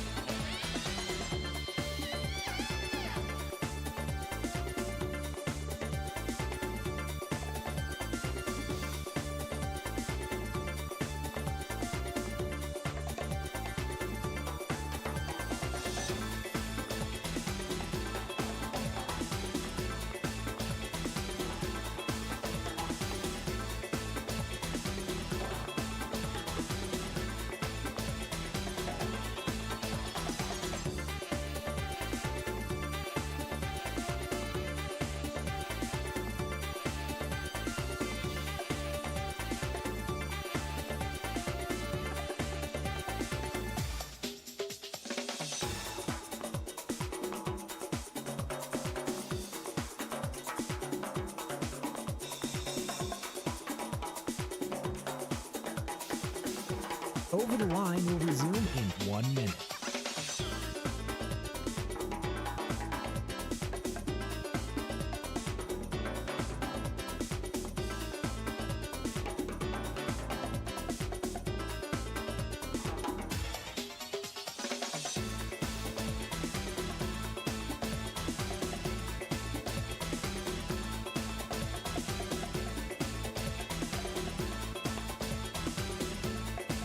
Over the Line will resume in 30 seconds.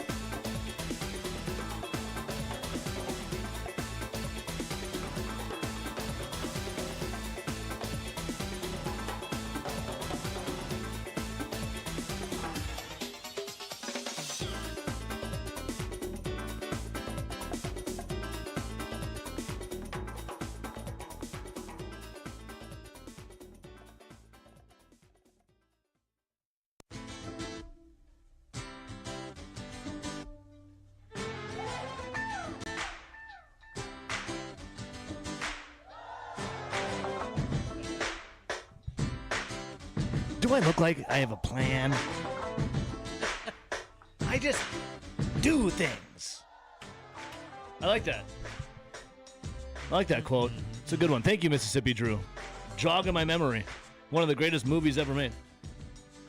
Christopher Nolan. If you still got, dude, I don't care what the haters say. Interstellar rules. You got to watch that movie, RJ. Okay. It's a long one. Well, confusing. Hey, most of his movies are. Long and yes. Yeah. I would say the majority of Christopher Nolan's work is long and confusing, but also awesome. This? What a surprise. What a twist. Say hello, young man. Good morning. Stone Cold Austin. Yeah. You did mention last week that you were going to be in this week. You never reached out to me, say when or where. Never said when, where, what day. We knew where, but just not when. Yeah, true. Yeah. We didn't know who. During the commercial break, I had to go use the facilities, came back, walked in the studio, and who was in the big chair? Blew my mind. Stone Cold Austin. You walked past our studio window just on your phone, so I was like, oh, this can be good. He's going to walk straight in, and I'm just going to be sitting here. And Austin brought gifts. He did. Couple donuts, 2-3. Just a 2-3 donuts? Couple donuts. Quick Trip? Absolutely. What's their bakery called? The Quickery. The Quickery. Gotcha. The Quickery. That's the place. the place to find a donut. Well, Austin, when are we shipping you off to? Where are you going again? Duluth. Duluth. I move up there Saturday. I start work a week from today. Wow. First day a week Wow, from today. dude. Wow. Did you have to sign a contract? Yes. Really? How? 1 year, 2 year? What is it? 2-year contract. Wow. It's not officially signed yet, but I accepted it. Oh, well, that's good. Well, good, Austin. Good. All right, 608-321-1670. Line 1, good morning. Oh, beautiful. Perfect timing. Well, you know, Austin, I've been the one to give you the most crap because you are the most laziest of your generation and irresponsible. But, you know, hey, it's your first job. Hope that Ebo taught you something, you know, that there's... Dave, you will appreciate this. If one thing I taught him, it's how to shake a good hand. Oh, yeah. So he did shake a hand like a tooth fairy. I do remember that, hearing that. Yeah, but now it's a firm grasp. It's a good handshake, Dave. Because you look them right in the eye, and then if you no eye contact, they're gonna think you're wishy-washy and a wuss. But you got. But my advice to you, Austin, is one thing I tell all the young, lazy, inexperienced who don't give a crap: look at your watch and tell your boss, "Sir, I understand there is no ish, about, or around on this contraption. There's only one thing: the time." I like that. I can't tell you how many young people we've hired. Well, I'll be in around 8. No, you won't. No such thing. You'll be in at 5 minutes to 8, or you could take your day and go home. No, you won't. but hey, like, no, I mean, I never wish anybody luck, because if you need luck, you're not prepared. All I do is finish strong and hope you enjoy it. And we'll be interested to see how many times you're late, how many times you get docked. We believe in Austin Harper here. We believe. Yeah, you do. But anyway, that's not why I call, because I can really care less what he does. But anyway. There you go. Yeah, what's on your mind? What's on your mind, Dave? Couple things. Well, I heard this is my take on the soccer, but I heard the weather thing I like when they tell you these fairies on TV. You need to be in your safe place by 6:03 in Monona. It's going to hit there, and 6:05 in Sun Prairie. Need to be in your safe place. Hey, whatever that guy in 27 is, if he smacks his lip one more time, I want somebody to knock him across the side of the head. Where the hell is there a safe place? You think a 100-mile-an-hour wind, you're going to be safe anywhere in your house? Your basement, Dave, would be the safest, I'd imagine. I think I'm going to go into my bathroom. I think I'm going to go to my closet in the middle of the room. You need to be in your safe place. Oh, every time I hear that, it's like, shut up. 100-mile-an-hour wind ain't going to save you from anywhere. People, you're screwed. If a tornado's coming towards you, you better pray and hope you're religious. But anyway, soccer. Yes. Soccer, yes. This is the one I get a kick out of, how stupid the United States is. Why? Well, because, number one, did they not watch all the NCAA tournaments the last 50 years? Central locations, a morning session, an evening session will draw more fans, more concessions, more money for the United States. Instead, let's separate it all throughout the country. It's for America. Let's get 40 here, 50 there. Let's get 60 there. The hell with America. I mean, now if they thought that, the NCAA basketball tournament would be, let's see, one in California, one in St. Louis, or one in New York. No, they have centralized locations. The places are full. They sell them out because why? Because they understand marketing. FIFA, oh my God! And then as far as the Americans, it is my understanding that America, Mexico, and Canada. The guy who's the cat from Marshall? Sounds like Corey from Marshall. Anyway, yeah, Corey. What? Oh my! He's the kind of guy you want to smack when if he's in your office. He kind of sounds like Mort from work. Nanu. But anyway. Dave, give me something positive before you're out here. Give me something. I was getting there. Oh, okay. I was getting there. Yeah. I mean, the host countries, automatically get included in the World Cup. Yeah, automatic qualifiers. But so far, people. I mean, I don't see anything. I mean, this is going to be a disaster. All we're going to hear on TV is this, guys. The blind guy predictions. I see all. What are we going to hear every night in Channel 27? We're going to see protests. ICE is raiding this facility. ICE is raiding that. We're going to politicize this to death. And the positive thing is, why? Why media? CNN? Why? Well, why, you're falling into the trap. You're doing it right now. See, Dave. No. But here's the positive. Just let it go. It's competition. People are coming from around the world. Trump got what he wanted. He got all these people spending money. All the local businesses and restaurants is up. You got people spending money. Media, shut up. Nobody wants to watch your crap on TV. Let them play and just enjoy the ride. Well, let me ask you this, Dave. I'll leave you with this. Will you be tuning in to World Cup soccer? No. No. Let me tell you something. No, because you know why? Not was it 90 minutes they played? Then you got injury time, stoppage time. You're playing for what, one goal? Now I will admit, if the United States gets out of the pool play and then you're in the knockout round, yeah, I probably will. Okay. I would suggest tuning into the group play as well. It's very exciting. Yeah, well, what do you got to get out of your top four? You got to take second. Yeah. Top two advance or whatever it is. Yep. Top two advance from group. Yep. And what's good about I like that rule is ties and goals against. Yep. So the players you got to play all the way to the whistle. Every game is like a playoff atmosphere game, Dave. Yeah, it is. But then the last question I guess for you is: are all these stadiums really only like the guys SoFi? Are they really only got 40 or 50,000 and an 80,000? I mean, that's all the fans we're going to see and embarrass the United States. Is that all they got? These stadiums? Well, the tickets are so expensive. It's priced out the working man. Well, hey, RJ can afford it. I mean, he goes to Badger football. He's a sucker. I mean, he should be able to afford World Cup soccer. Well, yeah, no, not really. Dave. All right, guys. Hey, see you, buddy. Austin, enjoyed Austin, and like my mom always told me, the first time I went away from home, that thing's only used for one thing: peeing. See it. Never change, Dave. Never change. I think he likes you. That was one of the more nicer things he's ever said to me. He says a lot of things to you. I think that the more he talks and says about people, the more I think that it is that he likes them. Honestly. And if you want to get primed up for World Cup. Pulisic will take the corner.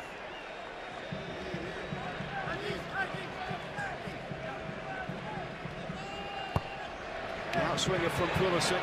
Tar heads it away. USA! USA! USA!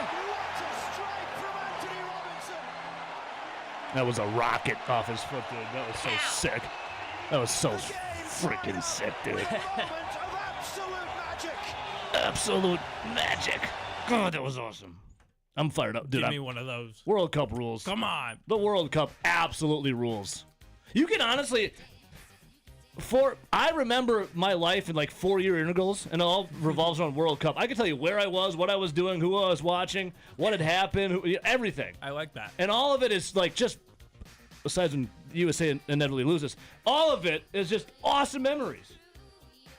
I like 2006 World Cup. I just threw a rager of a party as my parents were gone. I was senior year of high school, just a graduate, just a rager. And I had England on. Oh, dude. And, I know. I remember, oh, my God, Argentina in 2006. Mexico was sick. Oh, my gosh. The goals. All right, we got to take a little break. We'll come right back soon.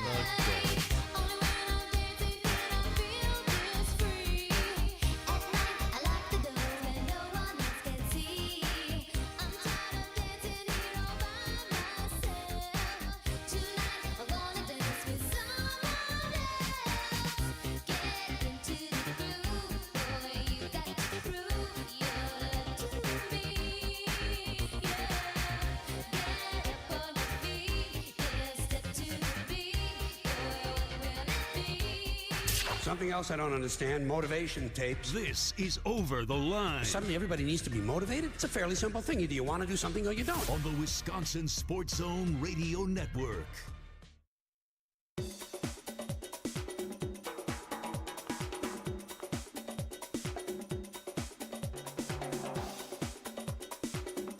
Over the Line will resume in 5 minutes.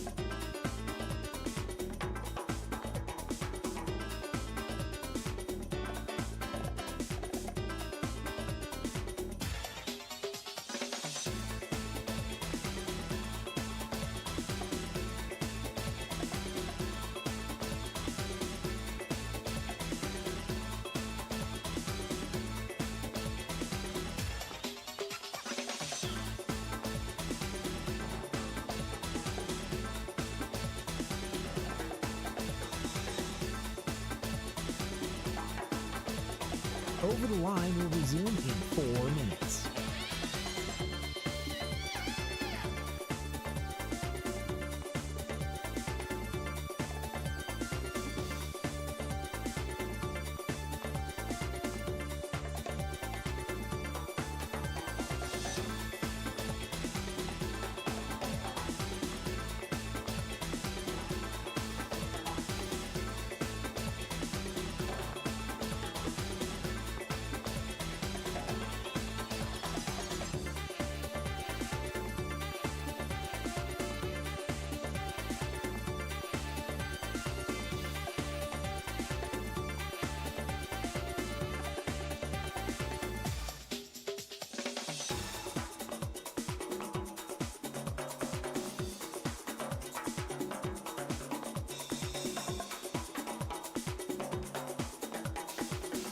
Over the Line will resume in 3 minutes.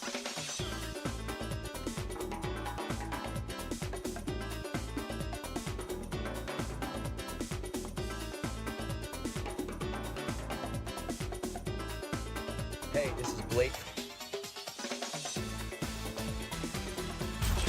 Mandatory.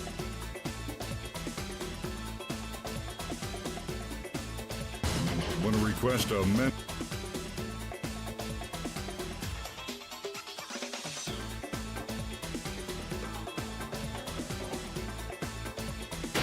Hey.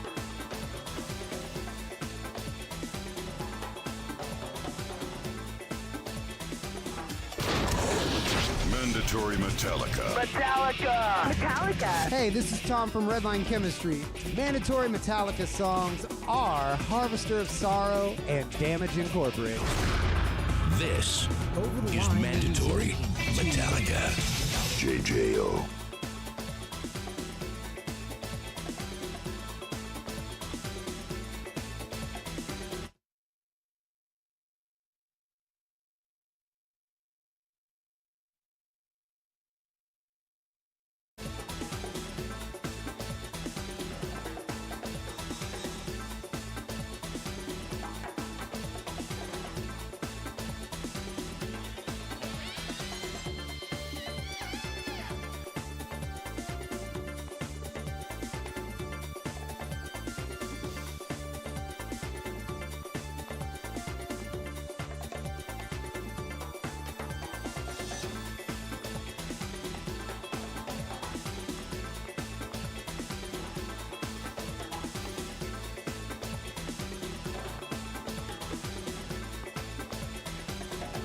Over the Line will resume in 1 minute.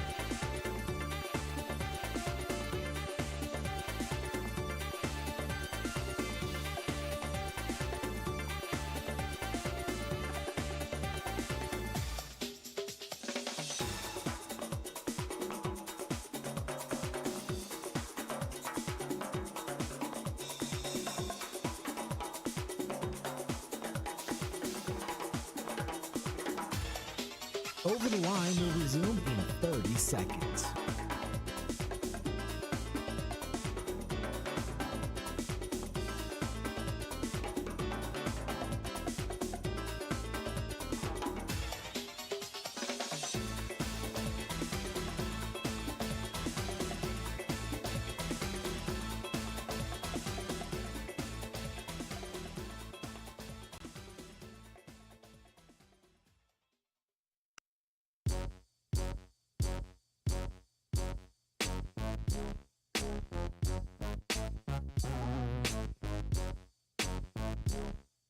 We don't need the World Cup slander here. I get it. Football, it's my favorite too. Austin, Stone Cold Austin. Yes. You look at soccer World Cup in this view. Every 4 years, it's go time, baby, right? Absolutely. You're excited for the World Cup, yes? Yes. Our guy, Tom, in lacrosse, love you, Tom. He goes, I'm very sorry, Ebo, but soccer in America is for dudes who aren't hard enough for football. The World Cup thumbs down. Tom! That's wild. Stop it. It's a bad take. It's a really bad take. It's very exciting. It's very fun. It's cool. Every game is a playoff atmosphere. It's very on the edge of your seat. I mean... And you get to see a lot of cool things culturally that you wouldn't get to see before. Yeah, absolutely. and like all the we can get into it. Obviously, football dominates in America. Yeah. Over soccer. Yeah, you can like and multiple. I'm not denying that. You can like different Football things. is better. Yeah. But we're still seeing these world-class athletes. Everybody else in the world, 90% of them, this is their sport. And they're playing it here in America. America. So let's watch. Have some fun. It'll be fun. I've seen all the like team pictures are so funny. Dude, Like, did you see the Norway team picture and they're just all dressed like the Vikings? Vikings. Yeah. As a Norski myself, yes, that was awesome. So the first match tomorrow, Mexico versus South Africa at 2:00. It's gonna be in Mexico City. If you want to see, That's gonna be electric. If you want to see something that is beyond electric, watch Mexico play in Mexico City against South Africa. It's gonna be wild. That's gonna be something. The crowd itself is gonna be bananas, dude. All right, anyways. 608-321-1670. We will get to Packers minicamp the first day yesterday. But first, line one. Thank you for waiting on hold. Who's this? What up? Lord Bob? Lord Bob. Yeah, buddy. Hey, man. Yeah, those soccer matches do get pretty crazy when they get unhappy, Or even when they're happy, it's crazy. Smoke grenades and people are getting killed. I mean, that's some devotion to your team. I mean, it's the only time that lawn darts are ever used again. People sneak in steel-tipped darts and throw them into the crowd. Very true. Well, I didn't call about the World Cup. Shocking. What kind of jackass has something against like early warning about tornadoes? Oh, Dave from or Monona? weather. What a I'm just going to say jackass. I can't say anything worse. Dave, the next storm tonight or tomorrow night, go outside and put your head between your legs and kiss your ass goodbye, I hope. Okay? Either lightning's going to humble you or at least get some brain cells going in that boomer moron mind of his. Jeez. What a putz. All right. God forbid we go and try to save a bunch of people, and it's not the 80s anymore. 100-mile-an-hour winds. That's what he's worried about?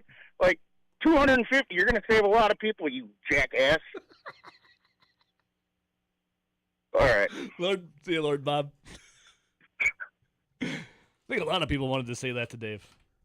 Thank you, Lord Bob. Thank you. All right, 608-321-1670. Ebo, I have a question for the masses. Yeah. So I just got a introductory email for my job, the Duluth job.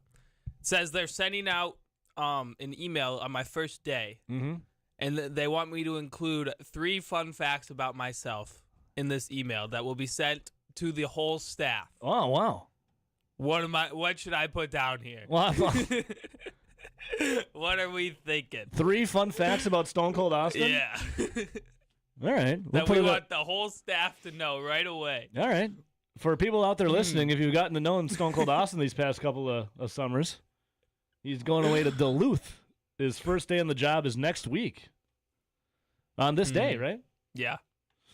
And a company-wide email coming out. Company-wide. I have to include a picture. That's fine. We can do that.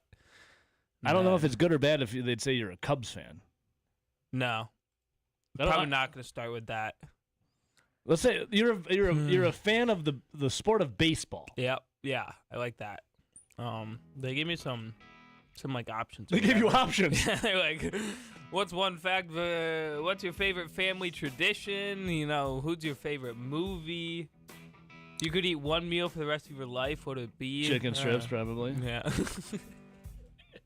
Here, I got Austin figured out. What's your favorite band? Imagine Dragons. What's your favorite food? Chicken strips. What's your favorite movie? Toy Story 4. I haven't seen that one, actually. Oh.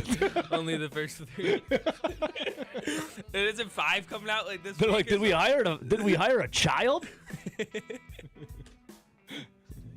Include a baby photo in the one that I put out. Meet your new employee. He eats off the kids menu. There you go. There's one. I like that. All right. Well. Oh, here we go. Mike and Portage. Oh. Over the Lines Intern of the Year Two times. Back-to-back. Two-time intern of the year. Yeah, back-to-back intern of the year champion. Mm-hmm. I think that's. I think That'll you put him on notice. I think They'll you be like, lead with that one. This guy runs the place. You huh? lead with that. Yeah. All right, there's one. We'll figure out the other two. News of the week coming. Take our sweet little time about it.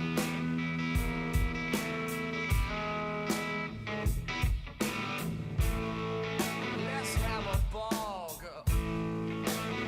Hang on, before we hit break here, Austin, I got a couple more coming in. Oh, boy. Our guy Reader in Madtown says, fact number 1, I make push-up bets on the NL Central, then never do them. Okay. Yep. I just wanted to say that on there. Oh, We'll yeah. come right back. Soapbox where I can shout it.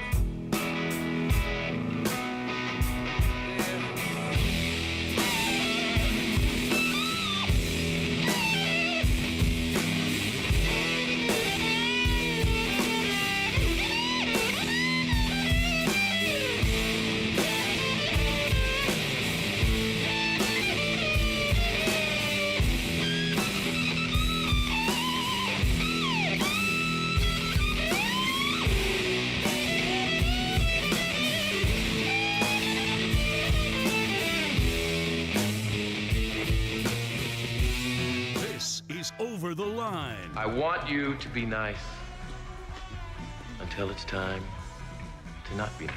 On the Wisconsin Sports Zone Radio Network.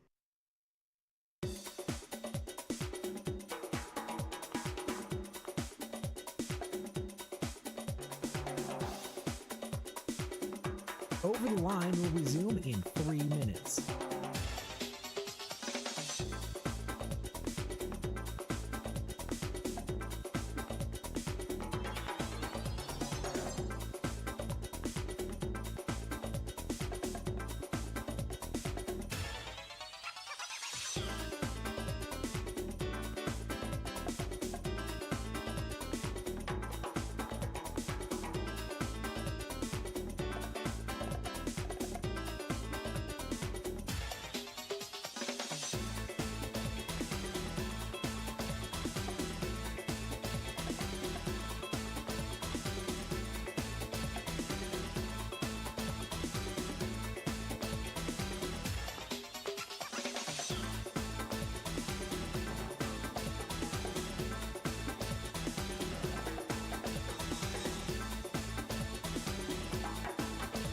Over the Line will resume in 2 minutes.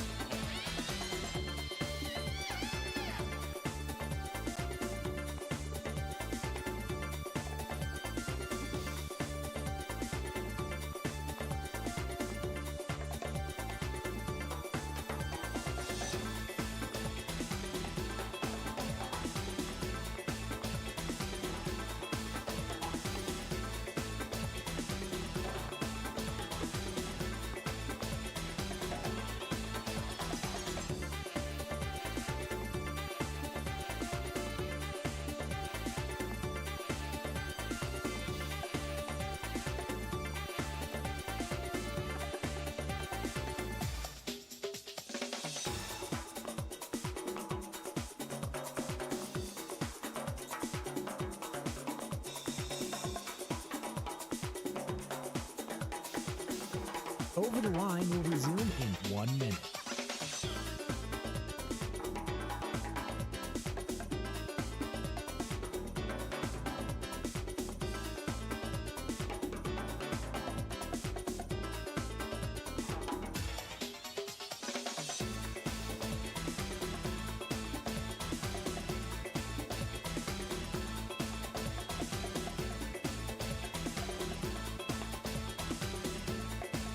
Over the Line will resume in 30 seconds.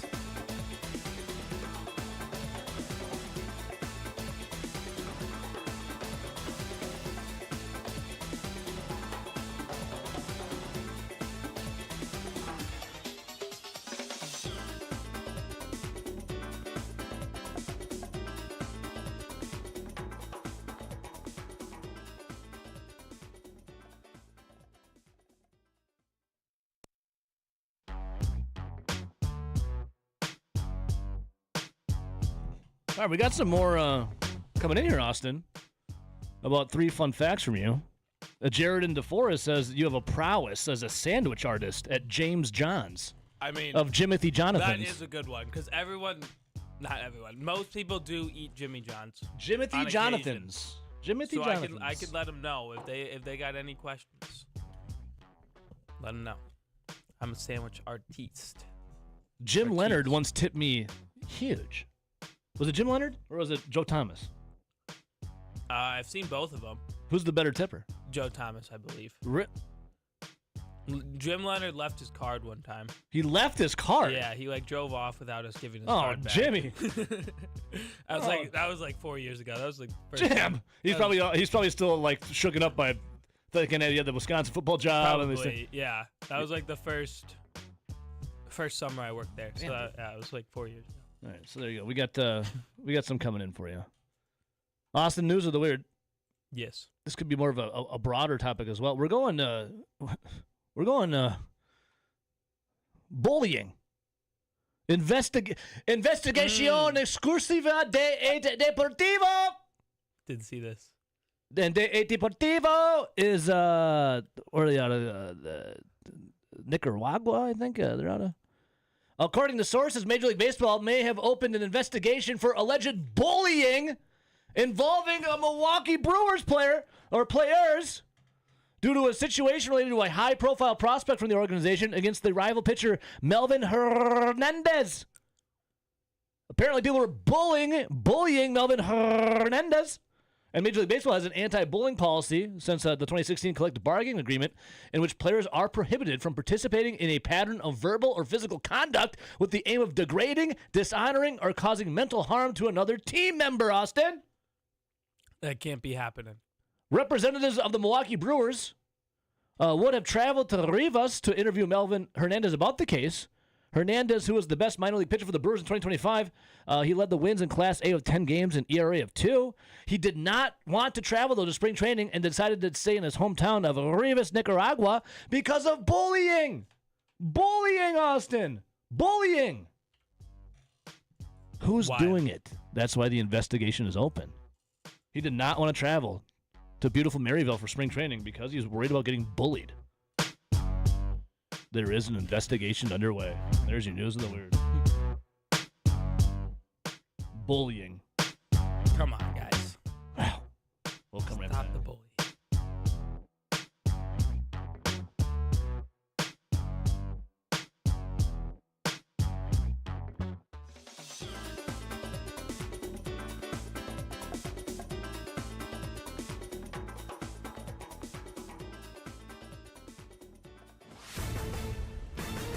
This is a Wisconsin Sports Zone update. Last night out in Las Vegas would see the Milwaukee Brewers fall to the Athletics 7-5. Jackson Cheerio opened the scoring for the Crew with the 2-run shot in the first. Sal Frelick would finish with 2 RBIs. Christian Yelich 1 was not enough, though, as the A's would hit 5 home runs last night to be the difference. And starting pitcher Robert Gasser would pick up the loss. He struck out 7 in 5 innings, but allowed 8 hits, 6 runs, and 4 of the 5 homers. Manager Pat Murphy talks on his team having to adjust to a smaller ballpark. It's hard, man.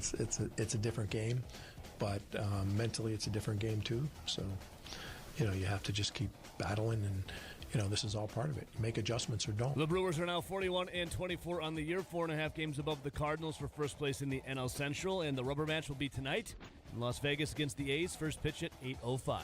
Turning to the Packers, they started their mandatory minicamp yesterday. Head coach Matt LaFleur was talking about what he wants his players to focus on. Every offseason, we want these guys to focus on one thing. If you feel like you're in a good place and you've shown the improvement in that area, then you better find something else to focus on. So there's always something for each individual out here to work on and improve upon. Mandatory minicamp will end on Thursday. For nearly 40 years, ABC Wisconsin Apprenticeship has been helping men and women transform themselves into highly skilled trade professionals. These skills are in demand and provide strong wages and benefits for a bright future. If you're a hands-on person who likes the feeling when you get projects done, apprenticeship could be for you. Go to buildyourcareerwi.org or just search online for ABC of Wisconsin. Wisconsin football added a 10th in-state commit for their 2027 class, offensive lineman Jack Tabbert out of Pewaukee. And finally, the NBA's draft will be on June 23rd. The Bucks own the 10th pick. For the Wisconsin Sports Zone Network, I'm Ebo. Play it safe? Nah. You gotta fight for your right. We don't abide by your rules. Sometimes it's okay to get unruly. This is Over the Line from the Alpine Liquor Studio. Alpine Liquors, Dane County's largest independently owned liquor store, proudly serving DeForest and beyond.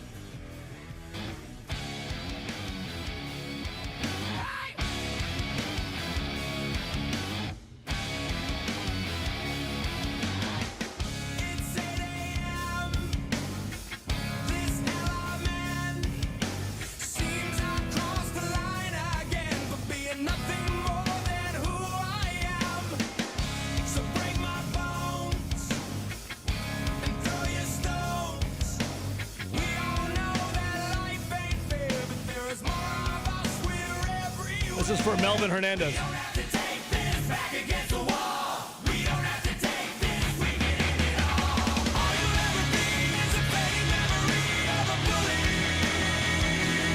Yeah. Austin, all you'll ever be is a fading memory of a bully.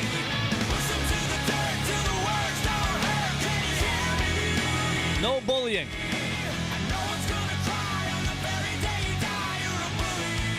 Stop bullying, Austin. Stop it. No means no. Austin, were you bullied in school? No. I probably would have bullied you a little bit. Probably. But I mean, if you out wanna of a call, place like, of love. Yeah, it's like love. Like if you want to call me like the punching bag of the friend group, go ahead. Okay. Like, Even when it's not bullying. That though. was the thing, but I don't see that as bullying. That's like That's just love. boys make fun of each other. That's what they do. That's just boys being boys. Huh? Yep, it's all love. This is again Brewers. Major League Baseball has opened up an investigation for alleged bullying due to a high-profile prospect, Melvin Hernandez. A high-profile prospect from that organization against the rival pitcher, Melvin Hernandez. Major League Baseball has an anti-bullying policy. All right, hang on a second here. So they were bullying their rival pitcher, Melvin Hernandez? I'm going to read this again. Maybe I'm misinterpreting this. According to sources, Major League Baseball may have opened an investigation for alleged bullying involving Brewers due to a situation related to a high-profile prospect from that organization against the rival pitcher Melvin Hernandez. I just got to do a little digging here. Let me just type a couple things here. Okay, got you. Okay, yes. Within the organization. Potential troubling bullying allegation pending. So Brewers bullying Brewers, Austin. Wow. Maybe it's just... That's tough. You know, did you...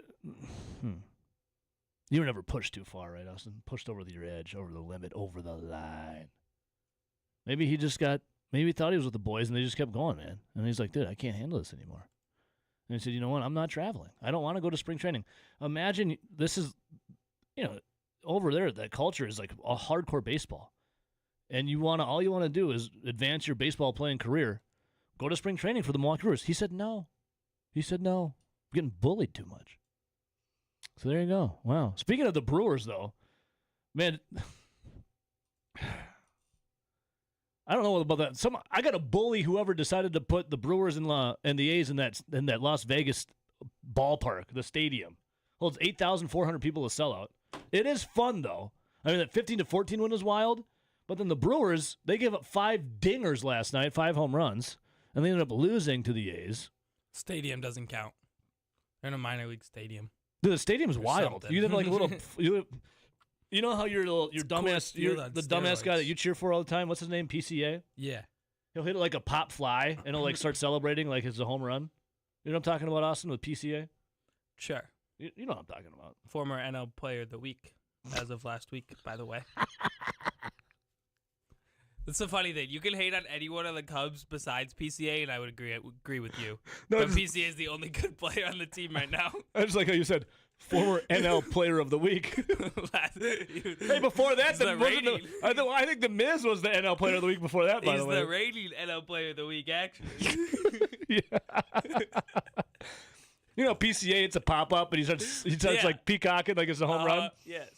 If PCA was playing in that Las Vegas stadium with the Brewers or the A's, that wouldn't have been a home run. You have a pop up in that stadium, that thing's gone. Yeah. That thing's gone. Which is exciting in its own way. I just can't believe they're playing meaningful games in Like, this rinky thing. I mean, both teams are playing there, so they both have the same chance of winning, I guess. But No, it is wild. The ball is flying.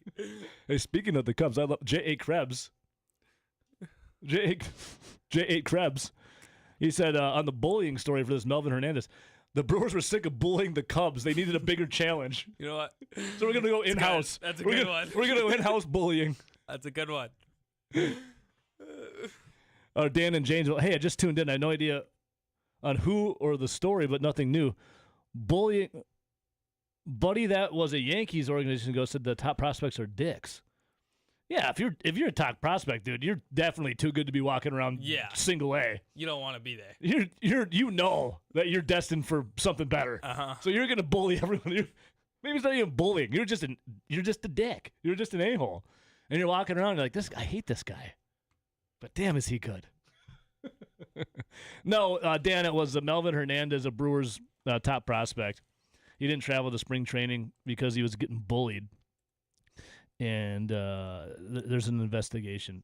Again, it says may have opened an investigation. More will be revealed. I don't even know who was doing it. That's why they have an investigation. But yeah, Brewers going for the rubber match today. A little earlier also. Instead of 9:05, it's 8:05 tonight. Oh. There you Whoa. go. There you go. Out How there much in of the how much did you see of the game on the the Monday 15-14 night one? win? Yeah, None. because it was. I saw none. I know it was done at 1 a.m. I'm Yeah, like, I that's watched- definitely past your bedtime. I watched highlights. Yeah. In fact, I fell asleep before first pitch even happened. All right. Yep. And then when I got Makes up, I was in for a little pleasant surprise. I was like, oh, what a treat. What a treat. 15-14. Dude, did you see Wild Bill? Did you see William Contreras' home run, Austin? He hit that thing. He spanked that ball so hard so far, he fell down doing it. Did you see it? Did you see it? Yeah. Are you serious? Because if you didn't, I'll send it to you. I don't know. I don't think I saw it. Well, guess what, buddy? I want to watch it though. It's coming your way right now. I want to watch it. 463 feet. I'll DM it to you. 463 feet at 106.7 miles per hour. And Austin, I know this is what you're most curious on. The Mhm. launch angle. Yes. 27 degrees. You know what that is? The optimal launch angle in baseball for spanking dingers, dude. For spanking it. For slapping dongers. 27-degree launch angle. All right, Austin, I'm going to send it to you. Here you go. Players love the launch angle. Watch greatness of Wild Bill. Wild Bill. Watch it right now. Watch it right now. I'm watching it right now. 3-0 pitch. Just A spanked drive! Deep center field! It is out of here! What a bomb from William Contreras on 3-0.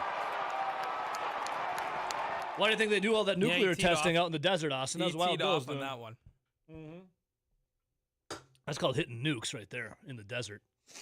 All right, Wow. 60832. Yeah, thank you. Do you see that launch angle? 27. 27 degrees, dude. Let's see here. Tim, not Tom, and Madison. Are we helping the young intern? He's not an Yeah. intern anymore. He's graduated. Are we helping the young man with fun facts for his job bio? Yes. Yes, we If are. you want. Yes, we are. Tim, not Tom, and any Madison. any advice welcome of what to put. I wouldn't admit to being a Cubs fan. That's, No. This is I need to leave a good first impression that they're gonna see this before they see me. So this is their first And it's TV. People are wondering, is it TV Yeah. radio? It's TV. TV news. All right, 608-321-1670. Call it in. Text it in. Do you want to get here to Packers training camp? I like this, Austin. It gives us something to talk about. Jonathan Gannon. Where are you at? Does he exist? He does. He talked? No. Oh. Well, he did. He did like a month or so ago. Yeah. Jonathan Gannon, though. Lucas Van Ness was talking a lot about him. Are you in on Gannon? Gotta be, right? Are you in on Lucas Van Ness? Gotta be, right? I mean, what else are you going to do? Yeah, exactly. Hey, I trust Micah with my life, and Micah says LVN is going to be great. Micah Parsons did say that. So, and I trust what Micah Parsons says. LVN, Lucas Van Ness. Mm-hmm. You know, I was calling him Lucas Van Ness for a while. Yeah, I think a lot of us are. Yep. I don't want to put that energy out there. That's kind of bullying, Austin. I don't. And we don't do that. We don't That's do that. We leave don't. that for the Brewers. Packers don't bully. Now, people are like, well, what about when you were talking about booing Trevor McGill? You were booing Trevor McGill. Yeah, I was. Out of respect. I was booing McGill to help him out. You know? It would make him better. And look what happened. Did it not work? Did Trevor McGill not become better after he was booed? Mm-hmm. Yeah. It wasn't bullying, it was booying. Okay? There's a difference. Bullying would be like, saying some mean, hurtful things. And booing also. Is booing that mean and hurtful? No. You just want the person to do better because you care about them. Exactly. That's why the Bucks were Well, if you booing think about it, Giannis Austin. this year. And then Giannis booed back. Boo. Think about this. Boo. Okay, you're saying boo. Boo. It means you want them to do better. That you're my boo. I'm booed up. When you're dating someone, what do you say? That's my boo. Mm-hmm. You have love for that person because they are your boo. So is booing truly bad? No. You're just declaring your love for them. Boo. You're my boo. You want them to do better. Now, this bullying situation is different. Where the hell is it going with this? Oh, yeah, Lucas Van Ness. I don't want to boo. I don't want to bully him. Lucas Van Ness. I can't refer to him as Lucas Van Ness until we'll see what happens in the regular season. But right now is Lucas Van Ness. And Lucas Van Ness is all in on Jonathan Gannon. Micah Parsons is all in on Lucas Van Ness. Therefore, Micah Parsons is all in on Jonathan Gannon. Look at that. Look at that works. Transitive property. True. Austin. Lucas Van Ness. Lucas Van Ness. Where'd it go? I wanted to play a little clip here. Okay? Is that cool with you? Of course. All right, cool. I would love to hear. Here's Lucas One Van from Ness. Lucas Van Ness. It's good to have Micah back in the building. Obviously, some very nice words, and just a really good guy to have in my corner. Why do you think he said that? What has he seen this offseason that leads him to believe that? Micah has just been a great addition to our room over the past year. Not only coaching me, but coaching the rest of the guys and just being a leader. He's taught us a lot. And I think that, he's proud of the group we have, and I think he knows that we have a lot of potential and can do some good things together. So, just much appreciation that he's talking highly of me. How do you feel Lucas, describe what it meant to get the fifth-year option picked up. Okay, by the way, I like this. Did you hear that reporter asserted dominance there, Austin? Yeah. Talked over. There's what you should say about a fun fact. I like to assert my dominance. Mm-hmm. You see how that reporter asserted her dominance there? Listen. He's Listen. proud of the group. What's going on here? Listening. Hello? Austin, what's happening? I'm listening. Well, I am too, but nothing's playing. We're going to have to... The reporter really asserted Hello? her dominance, even over you. I'm hitting the board. Nothing's see happening. that. Huh. Don't think our engineer would be too fond of that. Well, he's a new engineer. I'm asserting my dominance right now over him. Fix it. Interesting. I think this... It's broken. I think this Wheatstone G5 digital on-air console is asserting its dominance over me right now. Or actually, you know what? I'm getting bullied by this. It's bullying me. I'll have to figure that out there and break. Line 1, good morning. Good morning, fellas. How we living? Vagabond John. I'm large and in charge, baby. How are you? I'm good. I just got done doing a couple of sets of push-ups. No context. How many? I think I got up to about 100 after adding 4 sets of 25. Proud of you. No context. No context. Just a man getting his workout in. Yeah, just a man getting a pump on for the day. Got to get the blood flowing. Getting a pump on. Well, I saw you eating all that I like to steak mix last it night up. too. That steak looked good. You got to put that protein to use. Dude, there's something about Costco, man. There's just something about it. I really hope, for the sake of world peace, right, as all these losers are coming over the big pond and experiencing all these things and posting on social media, Europeans got their first taste of flyovers at college football stadiums, and now they're like, you know what? This is actually kind of badass.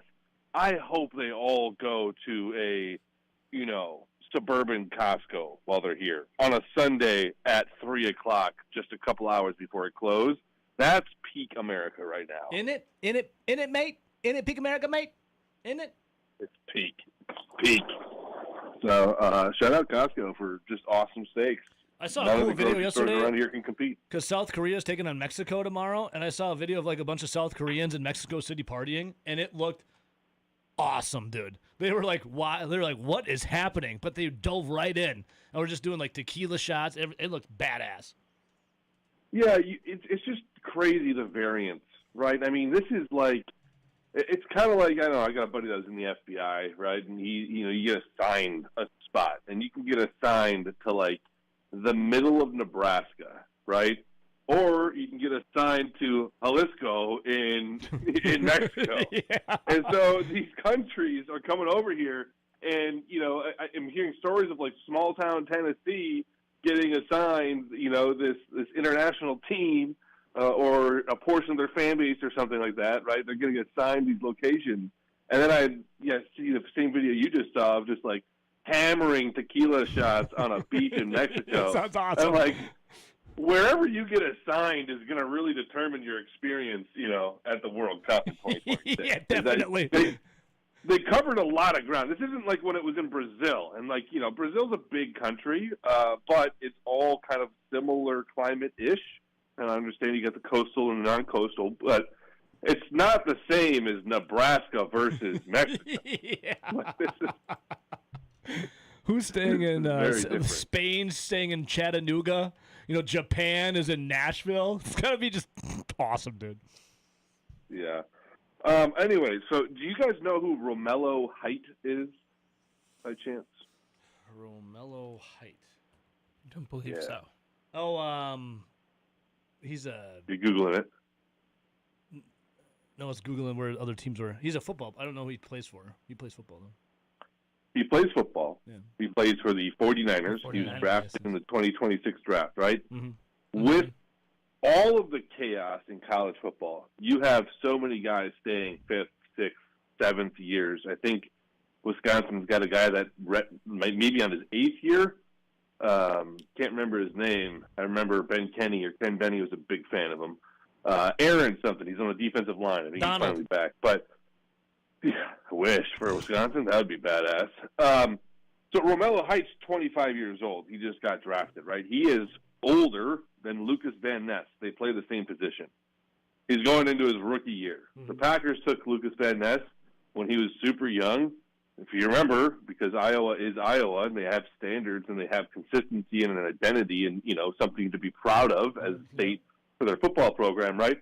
They don't allow, no matter how talented you are, no matter what your physical gifts are, they don't allow you to really start, right? They make you sit and wait your turn. So he never got to start at Iowa.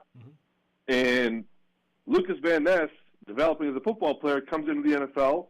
I think he's on his third defensive coordinator, third defensive system, third set of terminology. So for everybody that's like, fire the guy, we can move on. These players got to then learn a whole new system, right, every single year. And this cat was working through injuries. So for everybody who gave up on Lucas Van Ness, but somehow held out hope for Rashawn Gary in year 5 and 6, right? That doesn't make any sense. Lucas Van Ness hasn't done anything really to earn the bust title yet, in my opinion. He was young. He's gone through different coordinators every single year. You have a quarterback who gets a new coordinator, and you expect them to have kind of an adjustment year. You get an adjustment period. He's had injuries that, by the way, he played through. I mean, it would be very easy to take that fractured hand and just say, I'm going to sit out longer. I'm not going to put, my career at risk. But he's playing through it, fighting through it, impacting on the field. So I am pro Lucas Van Ness, and I hope that he has his breakout year. Thank you, Vagabond John. Some very kind words. Thank you, and thank you for never referring to him as Lucas Van Ness. We appreciate it. We appreciate that. A lot. Thank you.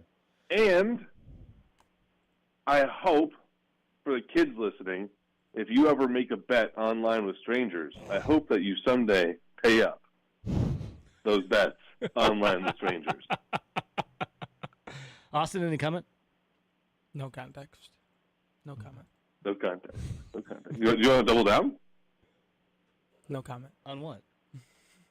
Well, you gotta give them some action now. Brewers are up. Like, where are the Cubs at right now? I cannot take even odds on that one. I took reduced. I took the bad odds. You did. Yeah, you did. I was behind. Yeah. Last year. I mean, how behind were you last year? Cubs are 8 behind right now. How many games were you behind? We were 8. You guys were 8 behind at one point last year. Yeah. When did Vagabond John? Anything can happen. I think I was maybe 3 or 4 games. I think it was like 4. I think it was around 4 or 4.5, something like that. 4 sticks out to me for some reason. Any figure comment? it out, but hey, we'll figure it out. All right, fellas. Austin's gonna have a lot of time in Duluth to figure it out. Vagabond, we love you, buddy. See you, boys. And thank you. Be the change you want to see in the world, right, Austin? You want to be the change you want to see. I don't want to see Lucas Van Ness getting beat constantly. No. I want to see him succeed. So therefore, I'm making this promise right now. He will no longer, on this show anyways, be referred to as Lucas Van Ness. That won't happen. Now, around week 3, week 4, if maybe we don't see anything that's changing, Austin, then maybe we change our tune. Yeah. But for the offseason right now, Lucas Van Ness, no. It's Lucas Van Ness. Be the change. Be the change you want to see. Okay? All right, Austin? I like that. Thank you. And speaking of that, I am gonna bully something, and it's gonna be this radio board here because it stopped me from doing what I wanted to do, and that's play you Lucas Van Ness quotes about Jonathan Gannon. That's not the song I wanted, so I'm gonna bully this board into doing what I wanted to do during the commercial break. Okay? Be the change you want to see. We'll come right back.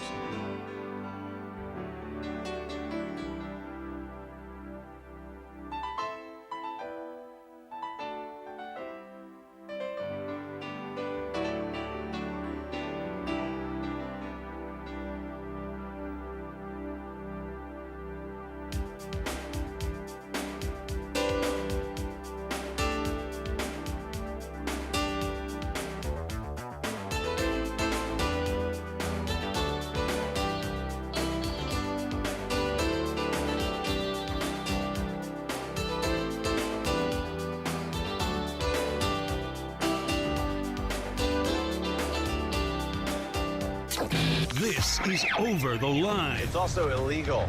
It's not illegal. It's frowned upon. On the Wisconsin Sports Zone Radio Network.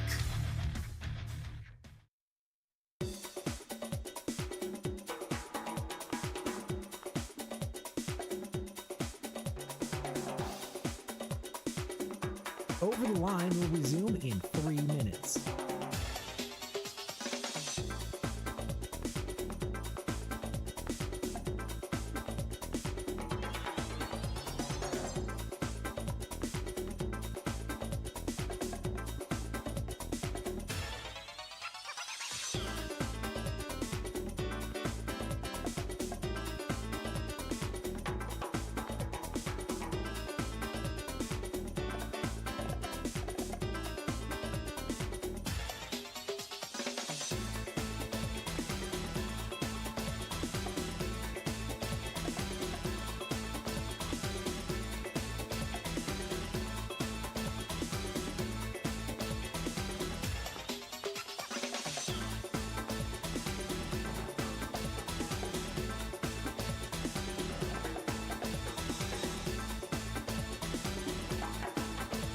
Over the Line will resume in 2 2 minutes.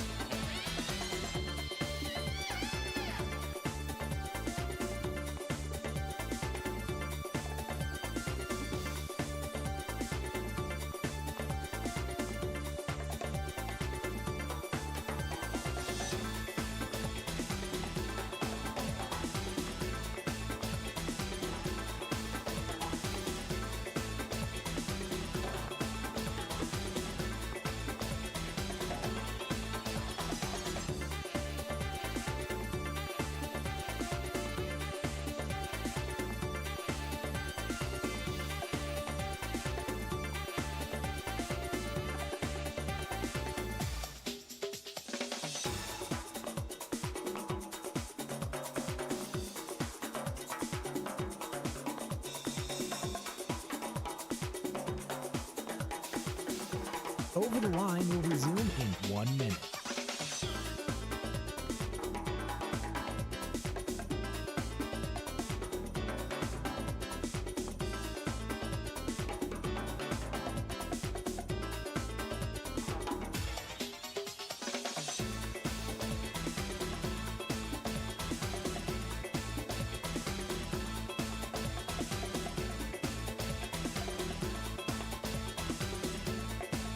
Over the Line will resume in 30 seconds.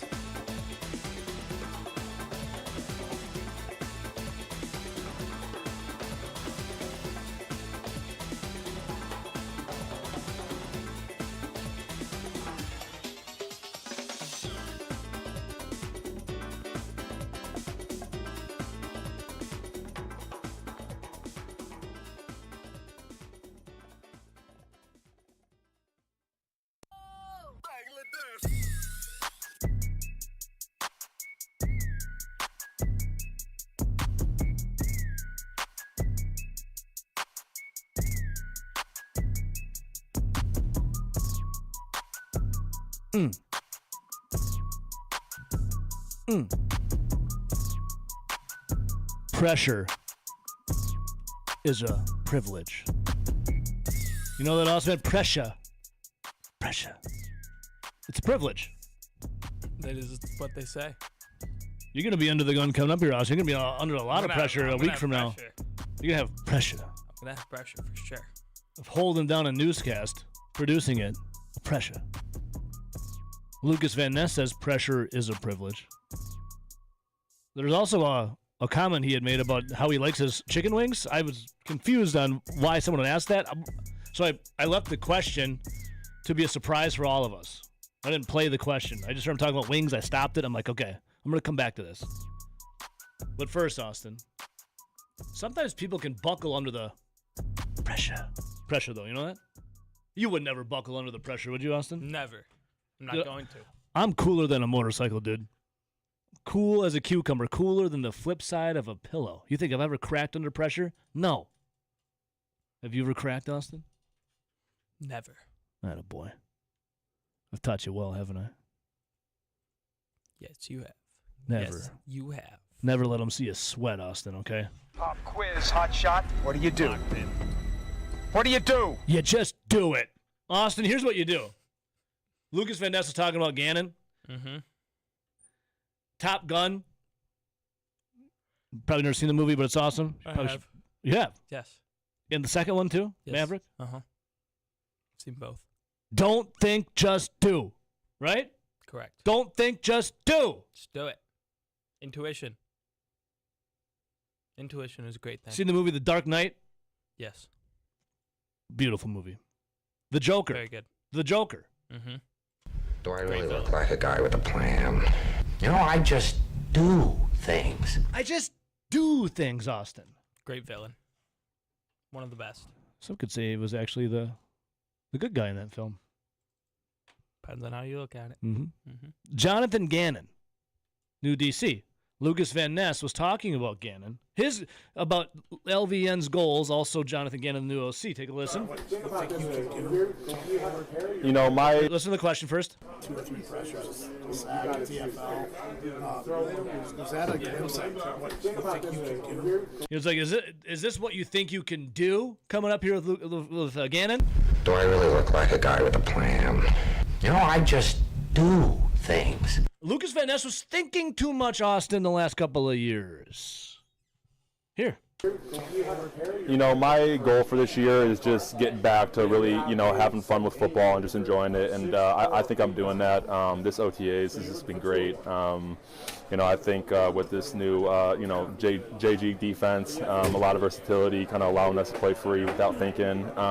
And I'm just having a lot of fun. And you saw the Yes. a lot of versatility, kind of allowing us to play free without thinking. Kind of allowing us to play free without thinking. Did you hear that? Not thinking. Kind of allowing us to play free without thinking. Do I really look like a guy with a plan? You know, I just do things. Don't think, just do. Kind of allowing us to play free without thinking. And I'm just having a lot of fun. And you saw that a little bit of that today, just the versatility, playing on both sides, coverage, rushing, whatever it may be. But, yeah, today was a good practice. Today was a good practice. Matt LaFleur, who thinks a lot about how he looks, which is good, by the way. Matt LaFleur, before practice, Austin, this is what he had to say about, you know, what they want to do for minicamp. I'd say the goals pretty much stay the same. I mean, there's still a lot of learning going on. I had another offensive install today, had the defensive install. Certainly, I think the offense is a little bit further ahead of the defense in regards to just understanding the why behind what we're doing. But I think it's just a great opportunity to continue to build on what we've done. And did you hear the floor there, Austin? The offense is farther ahead than the defense. You know who won the day yesterday at mandatory minicamp? The defense. Why? Because they weren't thinking. They were just doing. Yeah, I mean, I think I looked at the last 2 years, you know, 2 years ago dealing with my thumb, and then this past year dealing with the foot injury, you know, not the way I would have envisioned it going, but, you know, that's part of the game, part of football, and I think I've learned a lot about myself, you know, internally, and, you know, just there's a lot of noise out there, a lot of distractions, and just focusing on the guys in the building and, you know, the task at hand, which is winning Super Bowls. And, you know, I'm feeling good. I'm feeling healthy. I'm getting back on a roll again, and I feel good at where I'm at. And he's turning his brain down, turning it off a little bit. Austin, did you not love Quay Walker? I liked him quite a bit, actually. Didn't you like Quay Walker more when he wasn't thinking about doing yoga and aligning his chi? And just throwing the refs around. And trainers in street clothes? And guys not dressed to play in the game, but they're tight ends anyways. He didn't care. He didn't discriminate what you're wearing. Didn't you like Quay Walker like that? Yeah. Same. Absolutely. You know why? Because he wasn't thinking. He was just doing. Pressure is a privilege. Lucas Van Ness. You know, at the end of the day, I think pressure is a privilege to have. We're obviously in a blessed position where, you know, there's people that watch our sport, and, you know, people obviously going to have their own opinion. But like I said, at the end of the day, I think you just got to, you know, believe in yourself and believe in, you know, what you're hearing in the building and from your coaches and your circle and your, you know, other players in the defensive room. So, you know, I have a great, you know, support staff around me, the coaches, the players, and I think we have a strong group of guys. I'm loving it, Austin. I'm back in on Lucas Van Ness. All right, here's what I want to. Here's the last thing I want to play here. Remember I was playing that clip off air and he's talking about how he likes his chicken wings? Yeah. How do you like yours, by the way? Probably boneless. By the way, those are chicken nuggets. So there's a time and a place for boneless? No, there's not. Well, there is if you're like 5 years old with a bib on. Okay, sure. On a high chair. I'll say there's a time and a place where I'm feeling boneless, but for the majority of the time, I will like the bone in. But there's no but. I have transitioned to a dry rub guy. Oh. It's less messy, and the taste, I would even say, better. You know what I like to do? Yeah. Boneless is for children. We don't eat that. Austin, you're a man. Fine. You're a man now. Mm-hmm. No one's giving you your binky and tucking you in at night, and petting you on the butt until you're special and better than everyone else, right? Right. Okay. No boneless anymore. What you do, Austin, what I've come to do, and again, you don't have to take my advice, besides don't eat boneless. You get the sauce on the side so you can control the sauce factor and your wings stay crunchy. Because I like the crunch. Don't you like the crunch? That's why I've been doing the dry rub, because you get the wings stay crunchy. You get the wings, right? And then you say, hey, like, what do you want to toss in? Buffalo, of course, but can I have it on the side? And you know what they'll say, Austin? Of course you can, yes. And then you can control the chicken to dip ratio as well as the crunch factor. So you're dipping and you're crunching. You're dipping and you're crunching. And guess what you're in, my friend? Flavor country. No one wants a soggy wing, right? Correct. All right, here's Lucas Van Ness talking about something, and then goes into his chicken wings.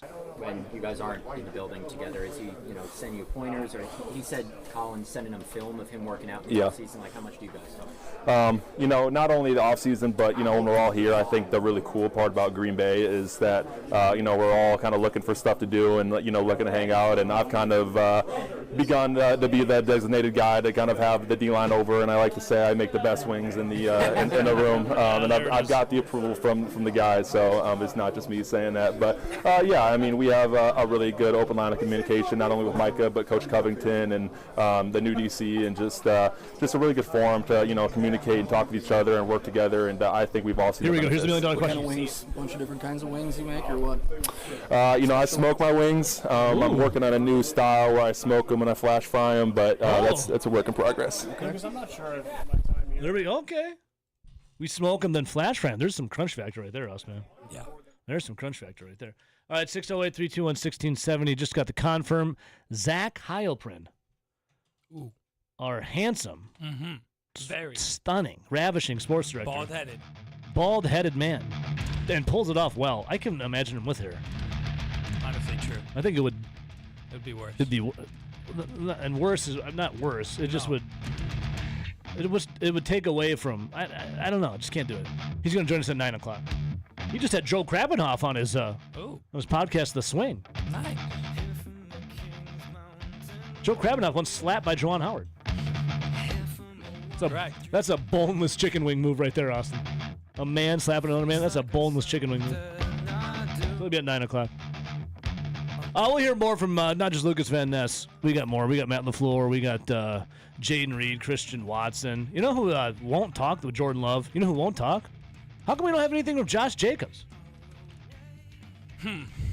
Interesting. Something happened? They take a vow of silence? Wouldn't be surprised. Has he gone mute? I don't know. I do know that. We'll be right back. So.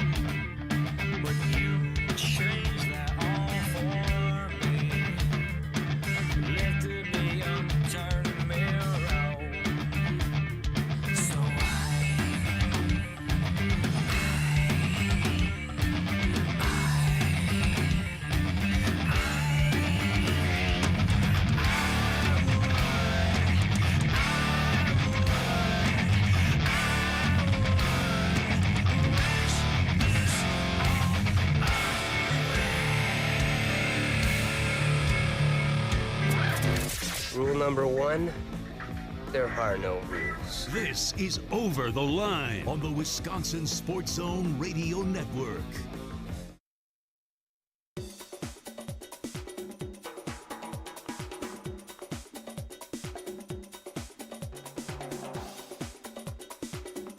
Over the Line will resume in 5 minutes.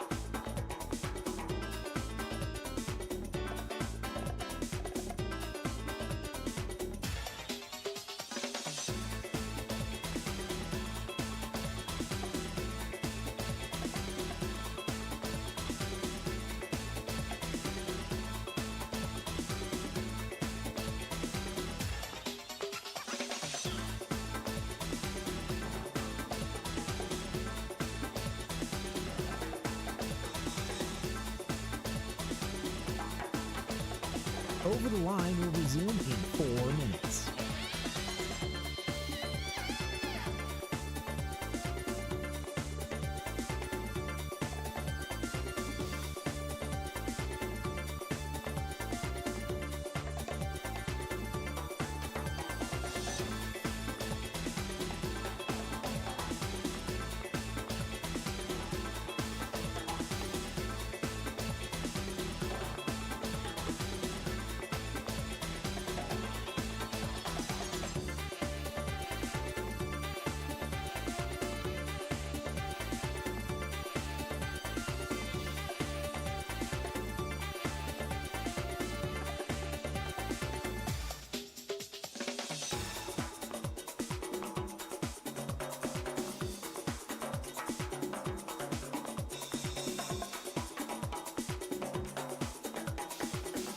Over the Line will resume in 3 minutes.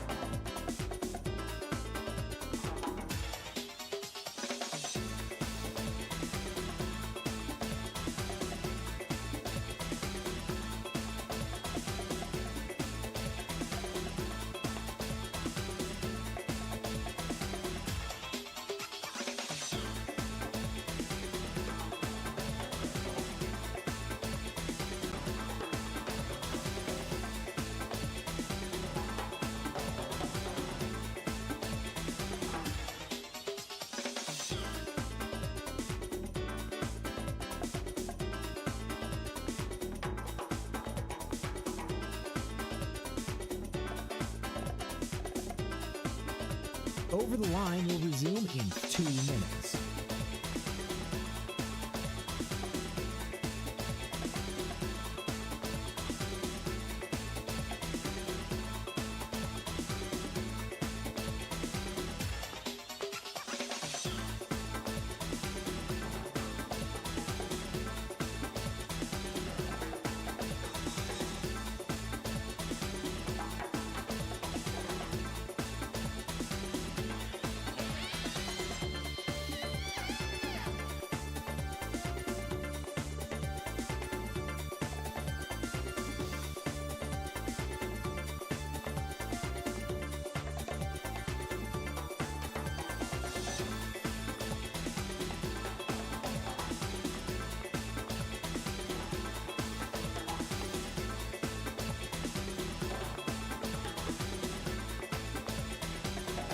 Over the Line will resume in 1 minute.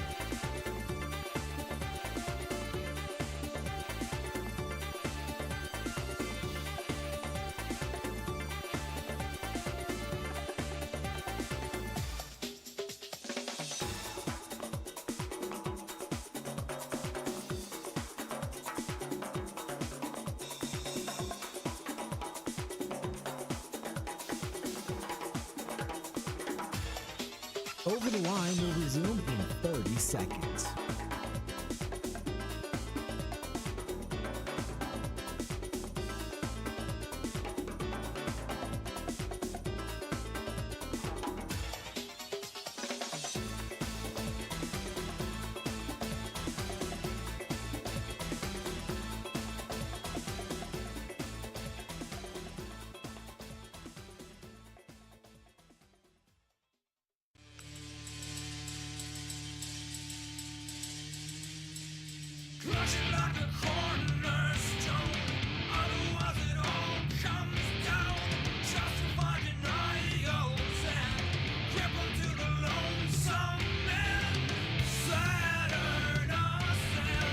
I'm ascended, Austin.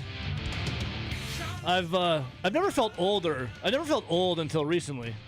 When I'm talking to, not necessarily you, but some of these dweebs downstairs that are like in their early 20s, all of a sudden I feel like I'm finally feeling like I'm getting old. Mentally, I feel like I'm 21. Then I go talk to these dweebs downstairs that are new, and then I feel like I'm 38 years old, and that time is passing me by. So I've come to accept it, Austin. I'm an ascended unk now. I'm an ascended unk. And with that, during the break, I was reminiscing about Brewers gone by, and Austin was kind of listening and just... What I realized as an ascended unk is you start talking about things that how they once were and how they were better. The now Gen Zers, they don't listen. They just give you that Gen Z stare, or they go back to TikTok looking at brain rot. And what you got to do is you just strive on. You just keep on saying what it is that you want to say, even if they're not listening. You just don't care. As an ascended unk, what you got to do is you give your information, you give your little quips about life, your anecdotes, anecdotes, all of this, Austin. You just keep saying it. You're planting seeds. Austin, I mean, some of the seeds I planted in you have sounded kind of weird, have grown. Have grown. Look at the handshake on you. It's firm. So I was going down memory lane a little bit about Brewers gone by. I said to Austin, you know who's awesome, Austin? Ryan Braun. Why? I was thinking about Ryan Braun. I think about Ryan Braun a lot. He's fantastic. He's one of my favorite Brewers of all time. His name should be and number retired. And I said, Austin, you know who's awesome? Ryan Braun. And Austin, what'd you say? Yeah. No, keep in mind, Austin's a Cubs fan. Yeah. I mean, you know why. And I said, you know why you said that? It's because Ryan Braun just dragged a giant hog all over the Cubs his whole career. Pretty much. And I had to go look it up. 193 games, career batting stats for Ryan Braun against the Cubs. 193 games. Austin, a batting average of 311, dude.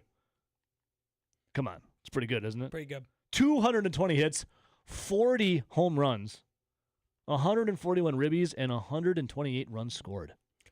Pretty good. Is that not a domination of a rival right there? And then I had to go look at some others. You ever heard of Chipper Jones? Oh, yeah. He would dominate the Mets as the Braves would terrorize the NL East, their rivals. You know what Chipper Jones, an all-timer, would do against the Mets, Austin? He batted 309. What was Ryan Braun again against the Cubs? 311. Oh. Now, Chipper did have 49 home runs, Braun to Braun's 40. But Chipper also 168 runs scored. Braun had 128. And 245 career games, though, to Braun's 193. Braun, 311 batting average. Dude. And then there's Pete Rose. 1973 at the Reds. 1973 at the Reds. Rose set a single-season record by batting .481 against the Braves. That's crazy, dude. Damn. All right, That's Austin. wild.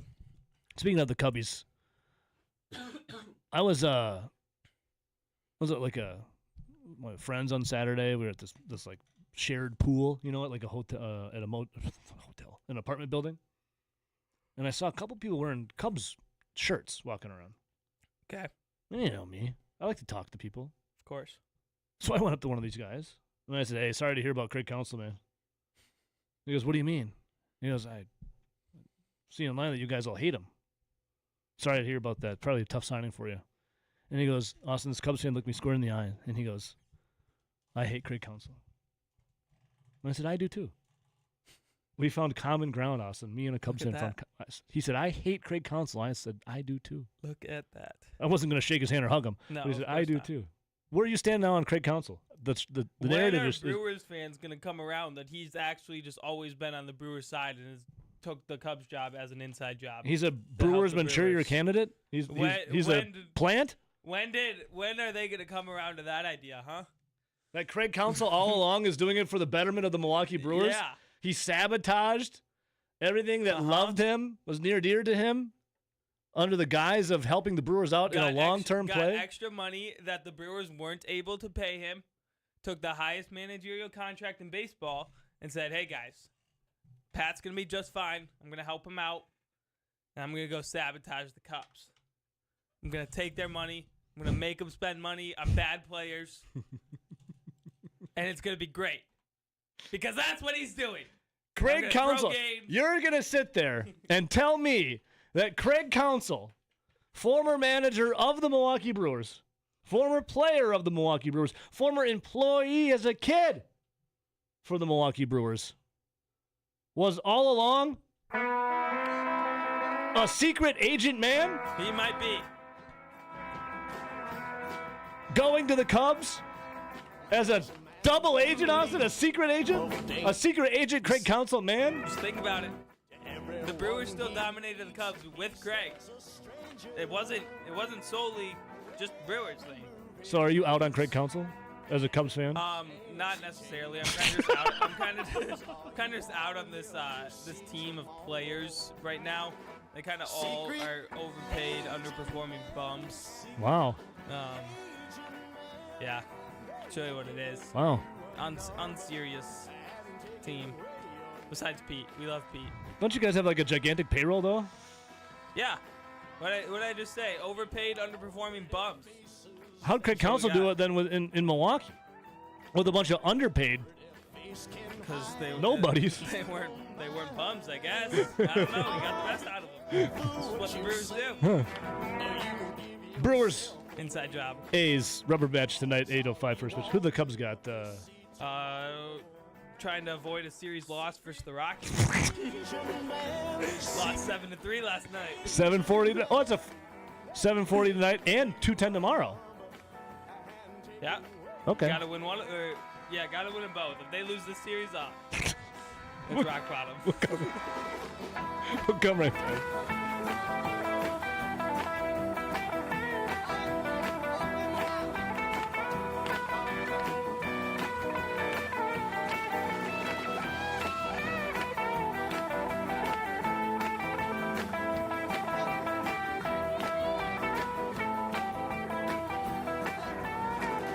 Secret Asian man, secret Asian man, they're giving you a number and taking away your name.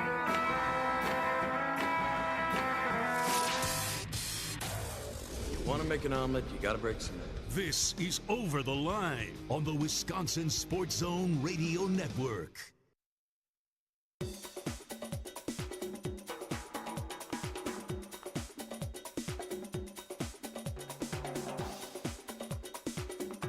Over the Line will resume in 3 minutes.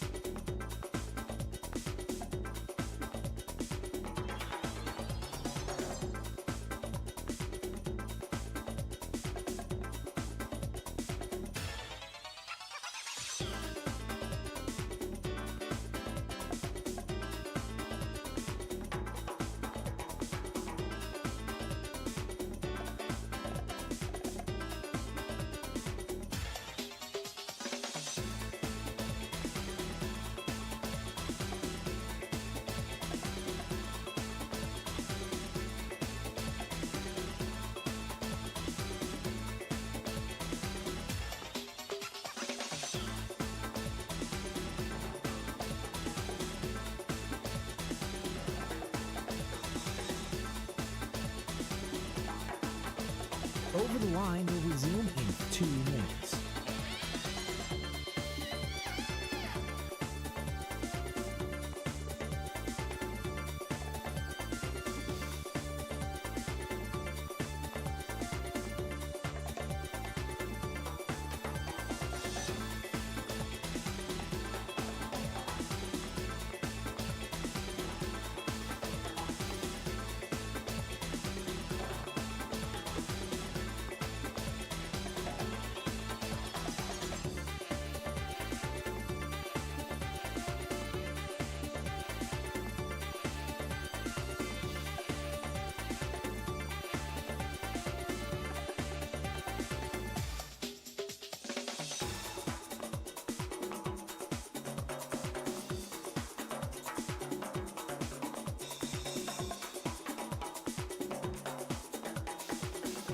Over the Line will resume in 1 minute.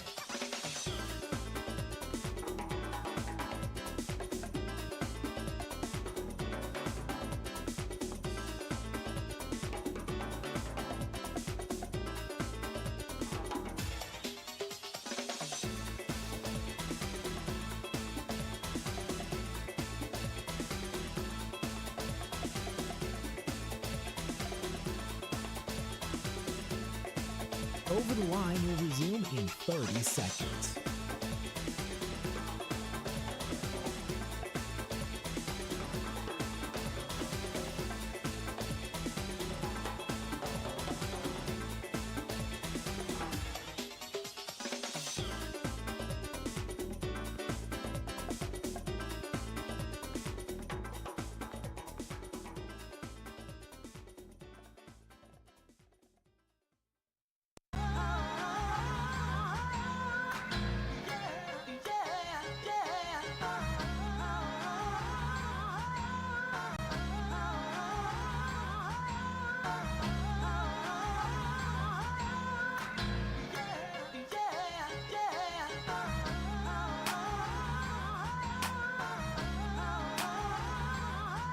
Hell yeah. That's how you let the beat build. Beat! Austin Christian Watson said, I want to go out there every day with the mindset to continue to earn that contract. And he says, obviously, I'm sure everyone will have known by now that within the contract, there's even more for me to earn and continue to find ways to continue to prove myself. I like Christian Watson. There's real people on the internet saying that was a bad contract. It's a good contract. And those real people are not. They're not smart bots? Human Sure they're not beings. bots online? Who knows? Matt LaFleur said yesterday on Christian Watson's extension, and I quote, he embodies what we want to be about. That's correct. Hopefully that doesn't mean, like, starting fast and then fading because you get injured. And Yeah, true. I don't want to put that out there, though. I don't want to put that out there. I like Christian Watson. Are you in on Matt LaFleur? Yeah. You're still I'm still a little bit in there. A LaFleur. You're still a follower. Yeah. Yeah, you're a LaFleur follower. Yes, I would say that. A follower. I'm still a little bit in on him. I'm a denier. A LaFrauder. I'm not going to bully Matt LaFleur. Matt LaFleur looks like he would bully someone. Probably. He probably got bullied a lot in his life when he looked at the nerd. Ben Johnson this year. He's going to bully him back. Johnson got the first punch, but we're going to bully him back. It's about getting back up. Exactly. Austin? Mm-hmm. I just always think of Ben Johnson shaking Matt LaFleur's hand with that douchebag look on his face. I hate that guy. And LaFleur's just look of disdain. Ben Johnson really brought out the hate in the Bears for me. Just because that guy sucks. I don't even mind Caleb Williams. Like, I saw a video of Caleb Williams talking about how he loves what kind of matcha he likes and how he orders it. And normally in another life, I would have bullied him over it. But you know what I did, Austin? So you know what? I'm glad that the Bears finally have something that they can, put their arms around. Good for them. But now my eyes turned to Ben Johnson. I can't stand that guy. I kind of like the Iceman. Is that weird? I wouldn't say it's weird. It's like, you can admit he's probably their best quarterback they've had since Cutler. I love Jay Cutler, too. I love Sexy Rexy Grossman. Something's wrong with me. I love Mitch Trubisky. Yeah, Trubisky was kind of fun. And he said kiss the titties, and he was talking about Go Pack Go. I identify with this guy. Those two things, yes. All right, WKDY, I love you guys. See you tomorrow. Zach Heilprin next.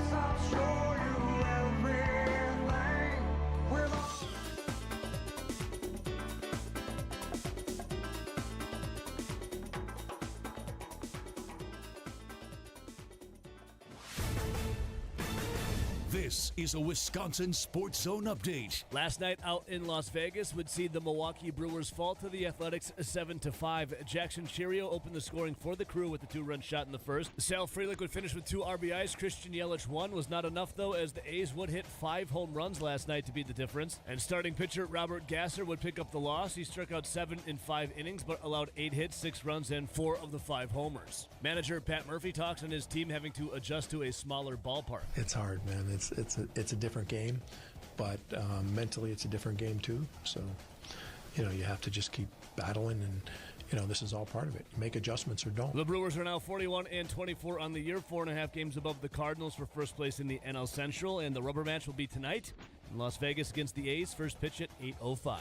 Turning to the Packers, they started their mandatory minicamp yesterday. Head coach Matt LaFleur was talking about what he wants his players to focus on. Every offseason, we want these guys to focus on one thing. If you feel like you're in a good place and you've shown the improvement in that area, then you better find something else to focus on. So there's always something for each individual out here to work on and improve upon. Mandatory minicamp will end on Thursday.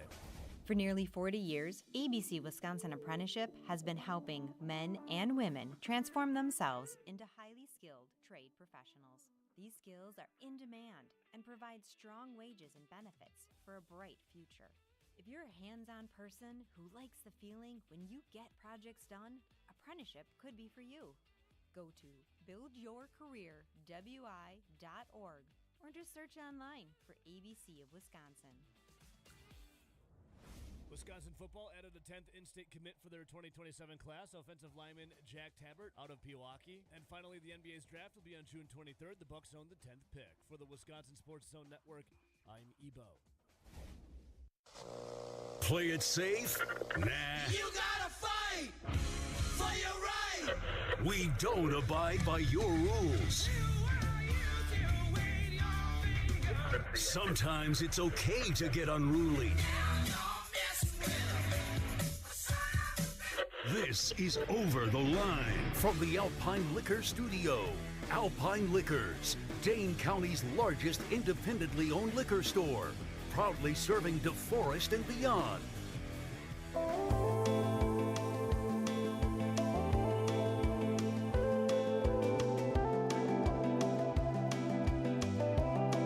Howdy, folks. Everything's still pretty much the same Around here, welcome back in to Over the Line. Talking a little twang. Talking about that thing. Wisconsin. With that, our sports director, Zach Heilprin. Howdy, Zach. Howdy. Howdy. How y'all doing today? I appreciate the Morgan Wallen music coming back. Appreciate you. Well, I'll just do this for you, honey. Yep.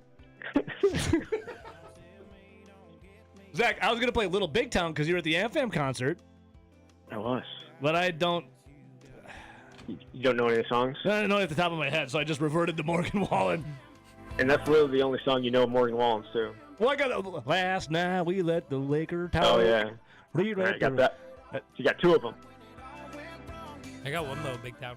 I got motorboating. You motorboating son of a bitch. Hey, Zachy. What's going on? Hey. How you doing? Also, I hope that you got better. Get better, I should say. Yeah. Thanks for I joining will. us. I'll be fine. So thanks for joining us today. By the way, a new episode of The Swing is out, the Wisconsin basketball podcast. I must say, listening to it, I mean, the best part was obviously you talking. Yeah. But the second best part, did I hear a new intro on The Swing with Brennan's Market? Oh, well, that thing was sizzling. It was amazing. I know that there was a lot of work that went into it, and I know there was like planning for like weeks leading into it. Yeah. And it came out perfect. And so I just want to say thank you to the person that put it together. My favorite person, probably ever, Ebo. Congrats! Thank you very much for your help. Down Wisconsin basketball. This is The Swing, presented by Brennan's Market. Experience Wait for it. taste The every drop, day. the drop. Now, here are your hosts, Zach Heilprin and Jesse Temple. Dude, that was fire, dude. Hey, you guys had So good. you guys It's a had good Joe intro. Krabenhoff on though, Zach. Yeah, I did. Jesse's in the process of moving. Yeah. Yeah, so it was just me. Had him on for about 40 minutes, talked all about all the new guys, because there's a bunch of new guys for the Wisconsin basketball team again, obviously. And some of the returning guys, and some of his playing story from when he faced off against Steph Curry back in 2008. So, yeah, no, it was fun. Good time. Did Krabenhoff give a little peek? Like Jaylen Brown, for example. A couple of people were texting in. They want to know about Jaylen Brown and info. Like, how big of a get was Jaylen Brown for Wisconsin hoops? Yeah, so Jaylen Brown is in the class of 2027. So he cannot be talked about by the coaching staff. Oh. So I was not able to. Yeah, was not able to. That's why I have you on, Zach, because you can talk about it. Yeah, no. Obviously a huge addition. I mean, he's a 4-star player. He's a top 100 guy in the country and one of the top players in the state for that class of 27. The top two guys have already announced going elsewhere. That would be Dooney Johnson's going to Gonzaga, and Donovan Davis is going to Iowa State. But Jaylen Brown's ranked 4th, and he's coming to Wisconsin. One of the Knippel brothers is 5th, and probably going to end up at Duke. But there's a lot. I mean, there's a bunch of 4-star kids in this 2027 class in Wisconsin, and Jaylen Brown's a really, really good player. Wisconsin rarely goes into Milwaukee anymore to get talent. I think it's been a long, long time since they've gotten a kid out of Milwaukee. So the addition of Jaylen Brown's significant for them, and we'll see. Again, look, you never know with high school guys, and Wisconsin has, I think, pulled off a little bit in the effort in recruiting high school because the transfer portal is just so much easier. Do you want a guy out of high school right away? Do you want, or would you rather have a guy play somewhere else for a couple of years and then come home and finish off his career here? Let him go and build, and you don't want to have to put all of your effort into a guy just for him to leave, right? So you go put the effort into, let somebody else put in the effort, and then you bring him back. I think that's maybe where things are headed with Wisconsin, but Jaylen Brown's a really nice addition. Do we think he's actually going to come 2027 Yes. Yeah, no, I think he'll be here for sure. I'm just saying, will he be here for 1 year? Because look how many years they put into all these guys really. But I'm trying to think of his name now, and now it's Nolan Winter. No, the kid from Minnesota, the guard from Minnesota went to Buffalo, and then I think he ended up somewhere else. I'm losing my mind these days. I can see his face. Daniel Freitag. How many? They put in 2.5 years on Daniel Freitag. Yeah. He comes for one, doesn't play barely at all. When he does, wasn't overly impressive, and they give him an out. He could have come back, but the opportunities to play may not have been great, and he ends up at Buffalo and scores nearly 20 a game, and then ends up somewhere else. So would you rather not put all that time into him and put your time into some other guys, or maybe into something else, time and money into something else, and then potentially recruit him back when, not him specifically, but a guy that you have a relationship with later on, and you get them at their best as opposed to having to develop them. I think that might be the way things are going, at least in this environment right now, where guys can transfer multiple times. You know what I think is a good. You said they haven't been in Milwaukee much. Well, why go to Milwaukee, Zach, when you can go to New Zealand, or you can go to Australia, or you could go to España, that's Spain. That is Spain. You could go find these guys that are professionals in another land and be like, hey, I know it used to be you go to college to become a professional, but now you go be professional to go to college. What a concept. So you go to these other countries that have professional ball players who are developed and maybe are 24, 25. What's that matter? And they come play for you for a year or two. I think that's brilliant. So, yeah, to your point, have someone else develop them like a professional league, then go get them and bring them to college. Wisconsin has done that. Yeah. But some guys even play the G League and come back and play for college. That's crazy. See, I think it's crazy. I think it's ridiculous, for being fair. Well, yeah, but I think, right now you can circumvent those. I mean, for now, rules. Yeah. For now, there is a lot of effort right now being made to change that, and I think that there will be eventually something in place where you have a certain amount of years and a certain age that guys can play up to, and this certainly would affect Wisconsin in some sense. But like a guy like let's talk about a guy like Owen Foxwell. He has played multiple years. He's the guard from Australia. Yeah, and I talked to him. Seems like a really good guy. Seems like a really good player. Didn't he call you mate? Didn't he call you mate? He did. It was my favorite part of the offseason so far. Maybe one of my favorite things that's ever happened with Wisconsin basketball, getting called mate that first time. It just over a Final Four run. It just hits different, Evo. I mean, if you had it, have you had it? Have you been called mate? If I'm out like at a restaurant and a waitress calls me like honey or baby or cutie or sweetie, butterflies, dude. I couldn't imagine being called mate. That'd be and like Owen's not even looking for like a tip. Like those girls are looking for a tip. I'm not saying that you're not. No, a honey Owen's or is just sweet like, or cute. Oi, mate. Yep. So that was a highlight of the offseason so far. But yeah, a guy like that who's played a bunch of years against older competition. He played against Matthew Dellavedova in the NBL over there. Played against a bunch of NBA guys. So yeah, he is going to come in here having a whole bunch of experience, but he didn't do it in college. Wisconsin didn't have to put the effort into it. And you get him, and he comes in, and you feel good about it, and he's going to be your starting point guard. There's another guy.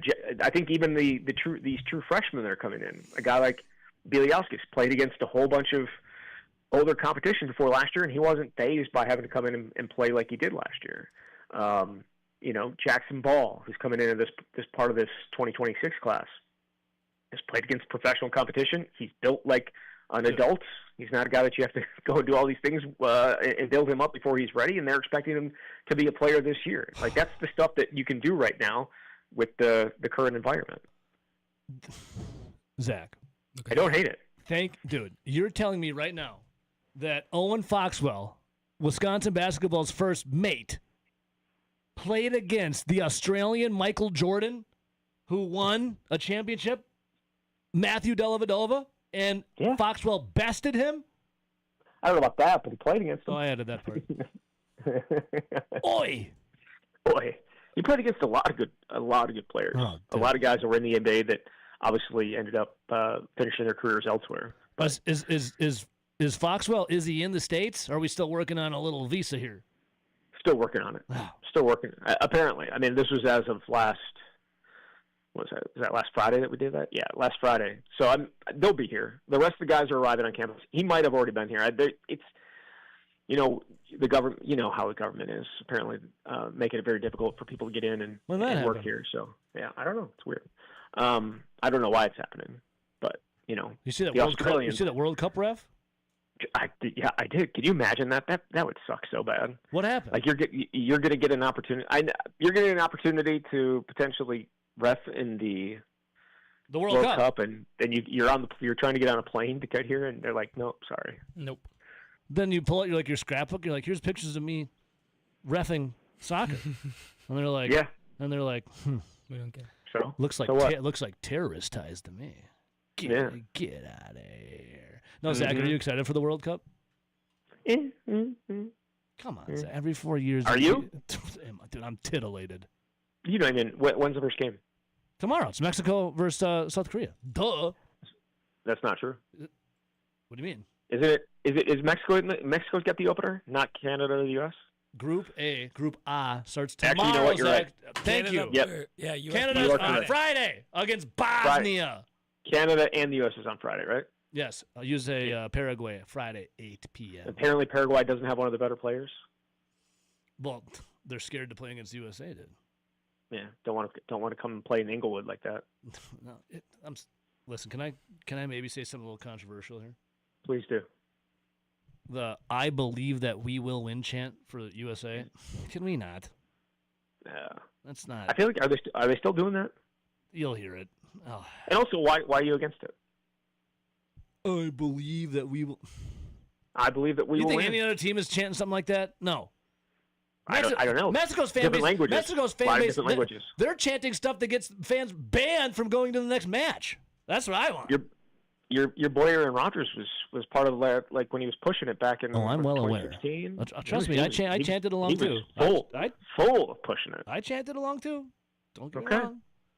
But I heard it again the other day, and I was like, maybe it was the fact that I think maybe it was that Landon Donovan was talking about it, and I can't get over the fact that he's got this weird hairpiece now. Maybe that was throwing me off. That could have been. That's his hair, isn't it?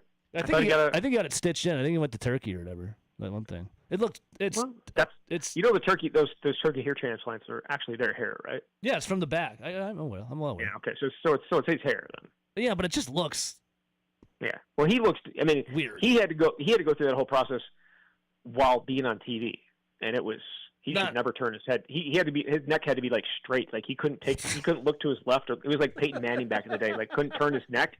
He just had to look through the side of his eye, like to the side of his eyes, because the back of it was not great.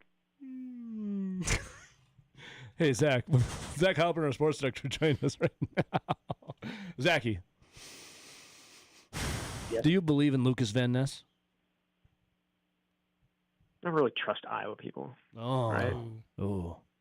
Yeah. Statist. I'm hopeful. You're a statist. Wow. I am hopeful. Okay. I'm hopeful, but trust? No. Like it's like it'd be trusting Marshawn Lloyd, wouldn't it? A little bit. It'd be like. Well, I like Marshawn. Did you hear Marshawn Lloyd saying about changing the narrative and this and that? I love that. Same. So do I. I like that. It's just you can't. Like I don't know that you can guarantee and count it. That's why I think they probably should try and add it running back. But no, Lucas Van Ness, when he's been on the field, he's had some moments the last 2 years. I was expecting, I don't know if what breakout was maybe the words, but expecting a lot more from him last year. And then obviously the injury happened. He got injured on a sack, and then he missed a bunch of time. Yeah. But no, they need him, especially with Micah Parsons not going to be being back till mid-October at the earliest. They're going to need Lucas Van Ness to be the first-round pick that they spent on him. And also, they picked up his fifth-year option. They didn't do that with Quay Walker. They did it with him. They did it with Devontae Wyatt. There are when you do that, you have expectations. And well, it sounds like to step up. It sounds like for Jonathan Gannon's defense, though, he's making them think less, and therefore it's more fun and free. That's what Lucas Van Ness was saying. So, do you believe in Jonathan Gannon? it's such a. I mean, you get all the talking points when new people come in, right? Like we're just going to go out there and play. We're not even going to think. We're just going to go out there and play. Yeah. And then it's if it doesn't go well, then it's like, we were too simple. I think right now we're being, now we're not as simple. Teams are hard. It's harder for teams to figure us out. Like it's whatever works. If it doesn't work, you say the other thing. That's a good take. That's what Wisconsin football has done a lot. Like their defense before last year, it was we are going to create havoc on the other side of the line. That was 2023. That was defense line. 2024, we had guys out of place. We're going to play sound. We're going to play straight up. And then it was we're not big enough. And all right, well now we're not athletic enough. And it's just you're chasing after your tail. And so what if they came out and said we believe that we will win? Then I would be on board with that. Oh, and I okay. think that they should that they should use that as a chance. Like and replace on Wisconsin with I believe we will win. I think if you're Wisconsin for football, you say I hope that we will win. I don't know if you believe. I think it's gonna be hope then, right? I think there's some fans who hope that they don't win this year. Why, to get rid of Luke? Gone. Look at Yes. Cool Hand Luke. Would you agree? Would you agree that there's probably some people like that? Yeah. Yeah. You think it's a majority though? Majority, no. Okay. I'd probably say There's like always 30%. a minority of a little small faction of people that just want to watch the world burn, Zach. Yeah, absolutely. Yeah. Absolutely. People that absolutely. Hey, are you a believer in Christian Watson? Yes. Same. Yeah. You like his contract? I don't mind the contract. It's the same contract that every other Packer player gets. It's like all the money's in the first 2 years, and if he's bad, he'll be gone. You know what I mean? Like that's just the way that they have always done things, and all these contracts look very, very similar. And I think when he's on the field, he's one of the best deep threats in the league. And save for the torn ACL, which again is what it is. He's kind of figured out this stuff on the lower body, right? The hamstring. When he came to UW Madison, they got his hammies right, dude. Yeah, they sent him out west. No, that was Marshawn Lloyd. To get his stuff going. That was Lloyd. Lloyd was sent out west. Lloyd that went out west. I mean, both of them, right? Watson was sent here to UW Madison for the hammy specialist. No, they didn't. They say go out west, and they sent him to Madison. No. Are you sure? Positive, because Marshawn Lloyd was talking the other day about the clinic he went to, and it was out west in California. I looked up the clinic, we read about it, and I went and found the little clip of saying he was sent out west. Okay. And then, who said? Was it Keyshawn Nixon that said Tucker Kraft is? No, Romeo Dobbs said he's in a better place now. That's what Hey, but last thing for you, Zach. Do you believe in Keyshawn Nixon? The only reason I asked that, I saw some other stations. One of your big time buddies, who's on air on another station, was talking, kind of trying to drum up a little controversy about Keyshawn Nixon potentially sitting out because he wasn't, wanted a new contract, and it didn't happen. But with the defense ruining the day yesterday, there was one person who ruined the day. Keyshawn Nixon did get torched by Jordan Love and Christian Watson. Are you a believer in Keyshawn Nixon? So I just said I would say no. As a cornerback one, no, but he thinks he is. There are not a more delusional group of people in the world than cornerbacks. And I feel like you have to be. Mm-hmm. You have to have zero memory, and because you can get burned one play, and it could ruin you, and it doesn't, because they are just delusional because they think they're amazing. And I think that's we saw that with Jair Alexander. We've seen that with a lot of guys that you just have to be that type of player to play that position. And I think he's delusional. So yeah, I don't think he should be obviously getting a huge contract extension, but because of who he is, I certainly could see it. Like in terms of like sitting out until he gets a new one. Sure. Because also, what would the Packers do without him? They have that's zero. Actually, a great question, isn't it? They have zero depth there. Zero. Do they believe he does have leverage? Do they believe that they can win with or without him? Without him, Zach? With him? Well, yeah, they're gonna. I mean, they're spending $150 or $150 million on wide receivers. So I think they're just going to try and outscore everybody. And Zach, before I let you go, do you have a favorite that you'd like to put out there to win the World Cup starting tomorrow with Mexico, South Korea, 2:00? Do you have a favorite? Just a country that you like, maybe you're drawn to. I don't know who's any good. I'll give you Spain's plus 450. Brazil. Brazil. No. Yes. Yeah. I mean, they're always a favorite. It's a good pick. Who won it? Who won it the last time it was in the U.S.? 1994. I think it was Bill. 94 World Cup. I want to say it was Brazil. Yep, Brazil. It was correct. Brazil. It was good. Brazil. I'm gonna say back to back. Well, I guess it's not just in the U.S. but it's in America. Back to back North American FIFA World Cups for Brazil. They defeated Italy, who, by the way, is not in it because Bosnia and Herzegovina or whatever beat them. This is a second straight World Cup that they're not in. Yes, that's insane. My cousin, his wife is from Bosnia. They had war torn. They had to come over here when she was a kid, and now Bosnia's in the World Cup. So my cousin and his wife, they're going to Canada, Toronto, to see Bosnia play. Very emotional for them. Italy won in 2006, I think, and they now have missed the last two. Yeah, they stink. That would be like the U.S. Well, yeah, that'd be like the U.S. basketball team not making the Olympics. Yeah, they stink now. What happened? Dude? It's their sports. Well, England. No, it's their that's their national. sport. Yeah, I guess everybody in Europe. I mean, pretty much everybody. In Europe. Pretty much everyone, but the United States. Yes. That'd be like, yeah. And you know what I miss? This is the worst thing about Italy not being in the World Cup. Is I can't say their cool names in an Italian accent. That was my favorite, dude. And you do the little motions with your hand. Yeah. Are you going to do all the U.S. names? Gianluigi Donnarumma. Huh?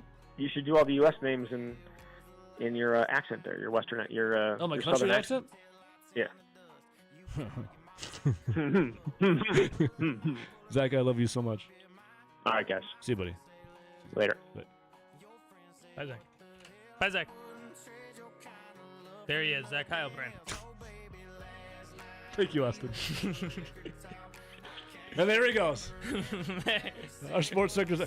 And as he leaves, one emerges. Grant Bales! Grant Bales! Morning, fellas. Good morning. What's up, Grant? That made me laugh, Austin. That was good. Same. What did you say? And there he goes. There he is, our sports director, Zach Heilbrand. I was trying to collect myself and say it in a country twang as I started the interview, but I couldn't. Thank you, Austin.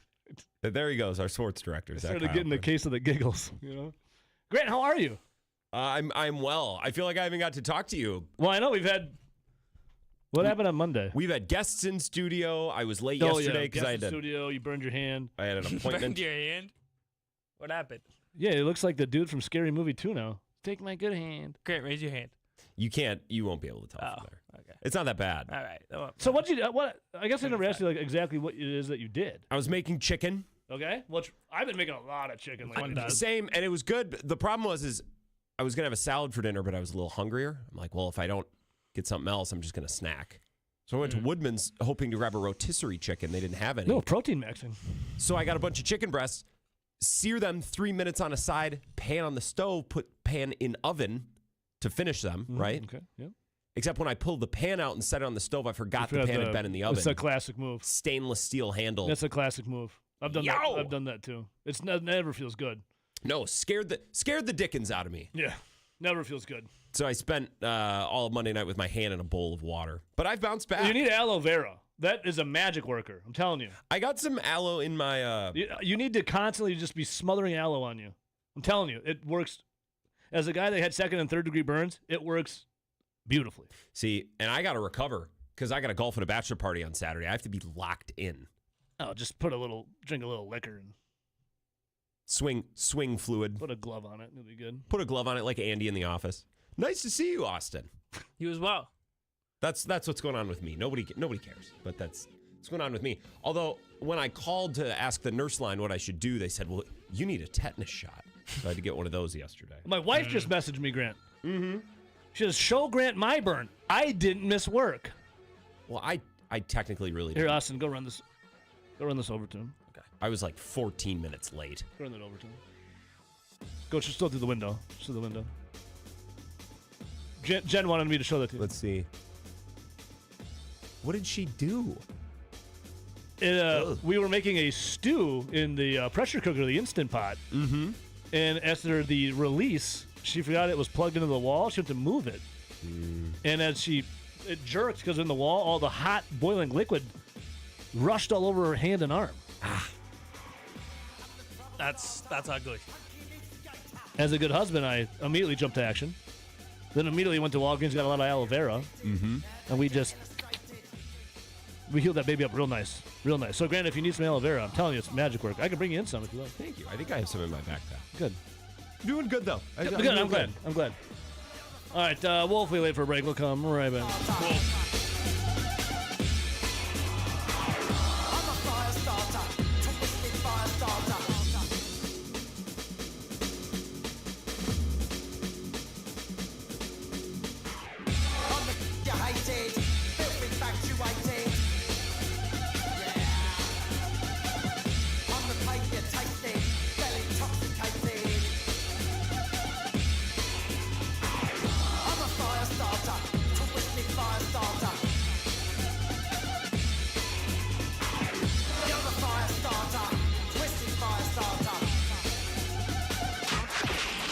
Don't any of you have the guts to play for blood? This is Over the Line I'm your Huckleberry. on the Wisconsin Sports Zone Radio Network.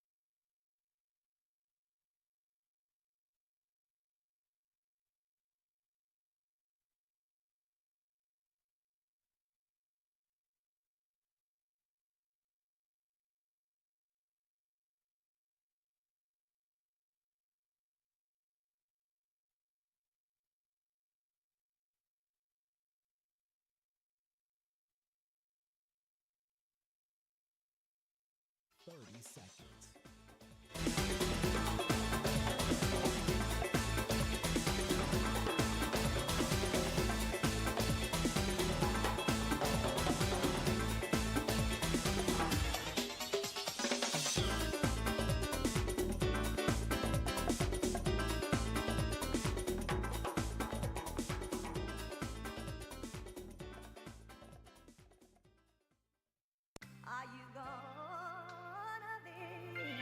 Say that you're gonna be.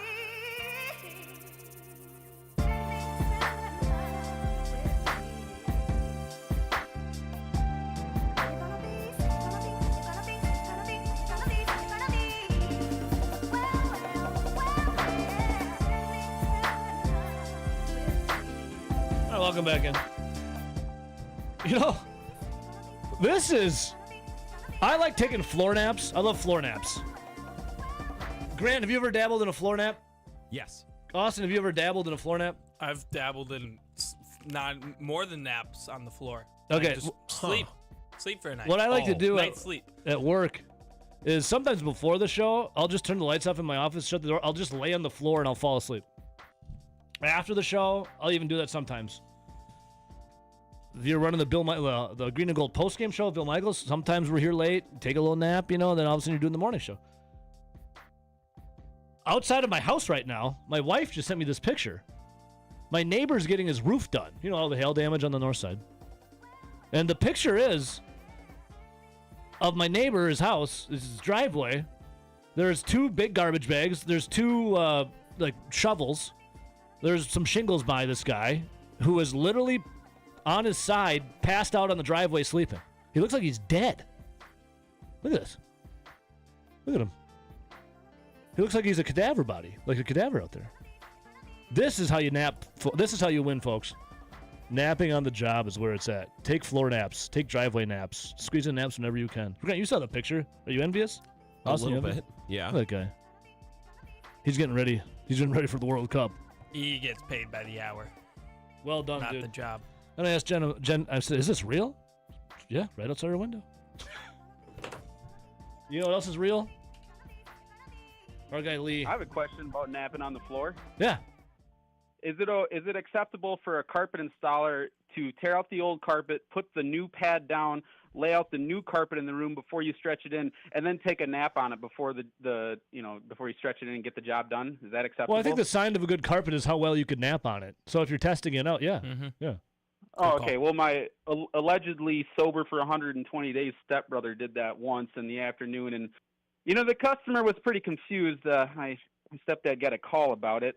I want to say I'm in favor of bringing bullying back because my daughters they have these and you guys will find this out when you have kids.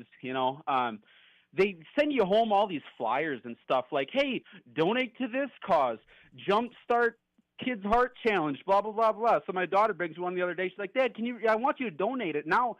So she has a phone. Now the schools have really figured it out. You can't just lose the paper anymore. It just goes away in the trash. Oh, I forgot about it. They have a phone. The kids do. They get a link or, write it down from the school, and then they send it to my phone. So now I can't say, there's a digital record of it. It's ridiculous. And then she's like, well, can you give me $10 for this thing? I'm like, well, okay, why? What is it? Well, it's an anti-bullying campaign. I said, I'm not sure about that. I'm kind of in favor of bullying. It makes people tough because it's bullying and booing. I want to bring back. Well, hang on a second, but we've covered this. Booing is different than bullying. Booing, you're my boo. I'm booed up. You're my boo. You love someone. Booing is lovingly telling someone they need to do better. Boo, and I think bullying is lovingly criticizing them enough to make them change their life and do better and become tougher. Okay. I want them both back. Well, you can say they're different. We said today we don't bully here. To be fair to Lee, Lee's bullying is always with good intentions. Some people bully to bully. Lee does truly want the best of everyone. Well, I said today we're not calling Lucas Van Ness. We will not call him Lucas Van Ness anymore. We don't want that energy out there.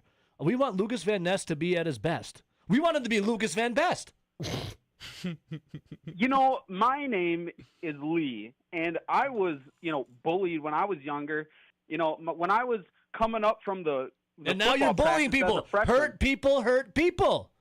No, I don't get. We didn't get to bully because when I was a freshman, bullying they're kind of like pushing back on it, and then by the time I was a senior in high school, they're like, "You don't do it, or you're gonna get a suspension." No, we're not. It's ridiculous. We're not bullying here. There's no bullying here, Lee. You shove a kid in the locker. Oh, that's a 1 day in school, and that's when they got smart because they realized that I hated the in school suspension, but the out of school suspension was cool. But I just want to, so I want that back, and this is why. At the AmFam Championship, I was there with Mike, my girlfriend Dasha, and we almost got hit by John Daly's ball. Mike, said good job or whatever to him. And, going by, I felt like just reaching out or saying something to him. I didn't. I just got video, whatever. But my girlfriend would ask me, because she's in the golf, she's like, oh, was that a good shot? Or, I'm like, he probably could have done better. And she go, boo, boo, like real quiet golf style, okay. And she loves it. And I have another question. is Austin not doing the push-ups because he physically can't, or because he's just welching on the bet and he's lazy? Well, Austin did ask if he could do them at an event, and I told him no because it wasn't the appropriate time. But Austin's here tomorrow. Austin, are you here Friday? Normally just do 425 sets. Sorry, Austin's eating a donut right now. What are you doing, He's Austin? eating a donut. Maybe bullying should come back. Yeah, I was gonna say you haven't bullied him into it yet. Austin's currently eating a donut. About the they were talking about Banana Ball on the Bill Michaels show, and I guess people are into it. Banana Ball Austin, is chew your donut. Stupid. There, I said it. If I wanted to see a bunch of grown men doing silly dances, I would download the TikTok app. Banana Ball is like pickleball. Like pickleball is for people who are too lazy and out of shape to play real tennis, and Banana Ball is slow pitch soft. People who think they're too good for slow pitch softball. No. Okay. No. I'm going to be on the right side of history on this one, just like I was with the ABS. Lee, I don't know. I've never felt more I never felt more at odds with you on a phone call before. And this thing, it's mostly sports and entertainment. I like the dance. Thing is, it's not you don't like the entertaining. dance? The same people who are entertained by Banana Ball think The Big Bang Theory was a great TV show. Okay. All right. You brought me. You brought me back. No. You brought me back. I'm up. Yeah. Big Bang Theory. Who thinks that's funny? Zach Heil. People with a low IQ. Austin. Grant, where do you stand? Indifferent. Okay. Big Bang. If your kids like it, I support it. All right, Lee. Okay, Lee. Well, thank you, Lee. The Wiggles. We got a long ways to go before you start raising. We have a lot to unpack here. Lee, we love you, buddy. We'll save the story for another time. I have the phone. All right. We got a lot of people who are going to respond to you. See you, buddy. My apartment building has a indoor pickleball court. I don't mind. Stay active. Play pickleball. Be active. I will become a great pickleball player. The only thing I don't like about pickleball, it's now like the number one sport to cause injury for old people. Your insurance premiums are going up. My mom broke her wrist doing it. Driving up my premiums. We got to go quick, though. Line 2, good morning. Well, things ain't always what they seem, so wake up, Evo. It's Mad Max in the tunnels under AC. How can we get so lucky? Mad Max, hello. Yeah, Lee's pretty much spot on with his thoughts on the banana cabal, pretty much saying what I've said the last couple of days on this show. It's just the same people who buy into the banana cabal are the same people who go to Taylor Swift concerts, the same people who watch all of the Marvel and Star Wars slop that they still putting out there, even though that stuff stopped being interesting years ago. Yeah. So I'm glad Lee has my back on this whole thing. You don't like dancing? What's that? You don't like dancing? It's not that I have a problem with dancing. It's just the lame TikTok routines that they're always doing between innings. I mean, get a few beers in me and on a dance floor, I'll cut a little rug right now. Everyone else to shave. I'll cut rug right now, dude. I'll It's dance. one thing to say it's not for you, which obviously it's not for If it's not for you, just don't go. But the amount of people that openly just hate on Banana Ball and stuff like that. I don't care for it. I just don't go. Yeah.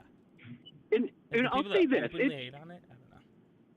And I'll say this, it's fine if it's just something to take your kid to. Like, if your 5-year-old kid is amused by it, fine. But like, adults who get super into it without kids, it's kind of like Disney adults, where it just gets kind of weird. Yeah, the Disney adult thing is a little concerning. Yeah. Yeah, but I will say this, though. For how much of a mockery Banana Ball makes out of the sport, this Brewers A series is so much worse. This isn't real baseball. It's like they're playing it on the moon. So you're telling me the series is fake? Yeah, I think so. and especially, yeah. It's not. It's just nobody. Like, people are saying it's exciting because of the offense, but I don't know. When they're hitting like 310-foot home runs in the thin Las Vegas air, it's just that's not real competition to me. Those aren't real stats. It's just I just want to get the win tonight and get out of Vegas and you know what I think it is. I'm gonna leave you with this, Mad Max. You know what I think it is? The people that are loving this like late series against the A's, and I think they're just delirious. It's the sleep deprived because it ends at like 1 a.m. and all of a sudden they're like thrown out of the circadian rhythm and stuff. And like, I think they're just sleep deprived, and that's why they think it's good. Yeah, and one more thing, just we got to hunker down with the weather tonight. I do want to say that the severe weather the next couple days is brought to you by the local cabal from underneath Racine. So, because Evo, you know how the elites modify the weather and all that, and like that Doppler radar is more than just a tool to track the weather, but it actually is weather modification.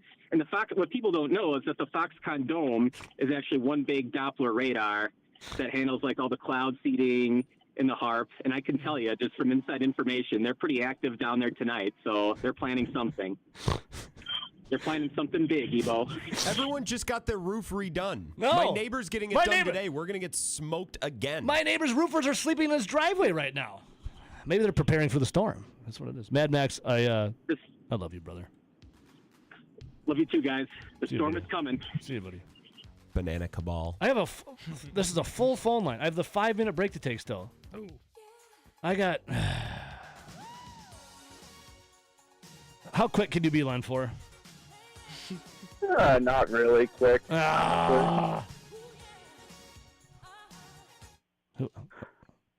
Who's this?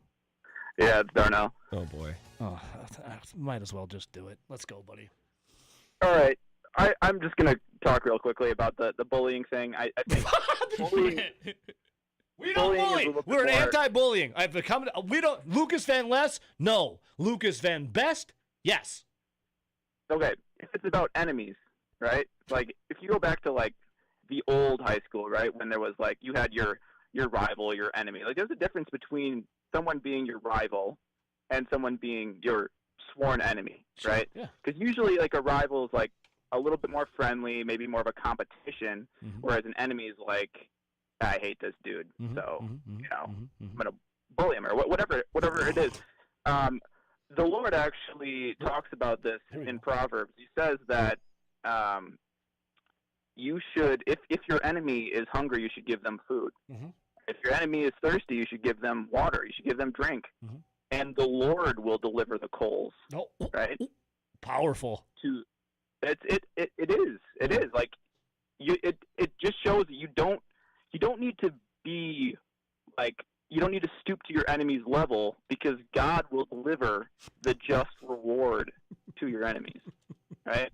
If you're just in what you're doing. So that's the way that I do things. I'm not about to like step on God's toes here. You know what I mean? Like, yeah. I'll let him. You want this guy to get his just reward, then by all means do it. But that's not my job to deliver. Yeah. You know what I mean? Is this Nate? Line 1, hello? Hello? Line 2, hello? Hello? Nate? Is that you, Nate? Good morning. Oh, Nate! Nate! Hello? Make it quick, buddy. Oh, my God. So you want to sit here and bring me out of hiding? You want to make me sit and make... Well, you're the one that waited till 9:45 to call. I was like...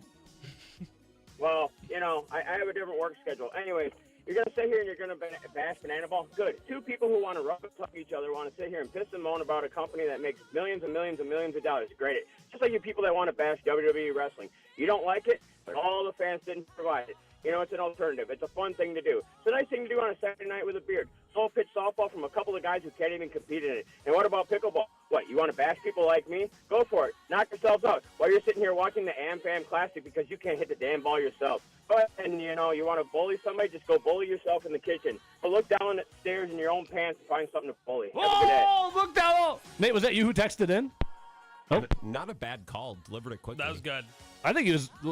That's the second person I pissed off today about timing. And there he goes. And here we go to break.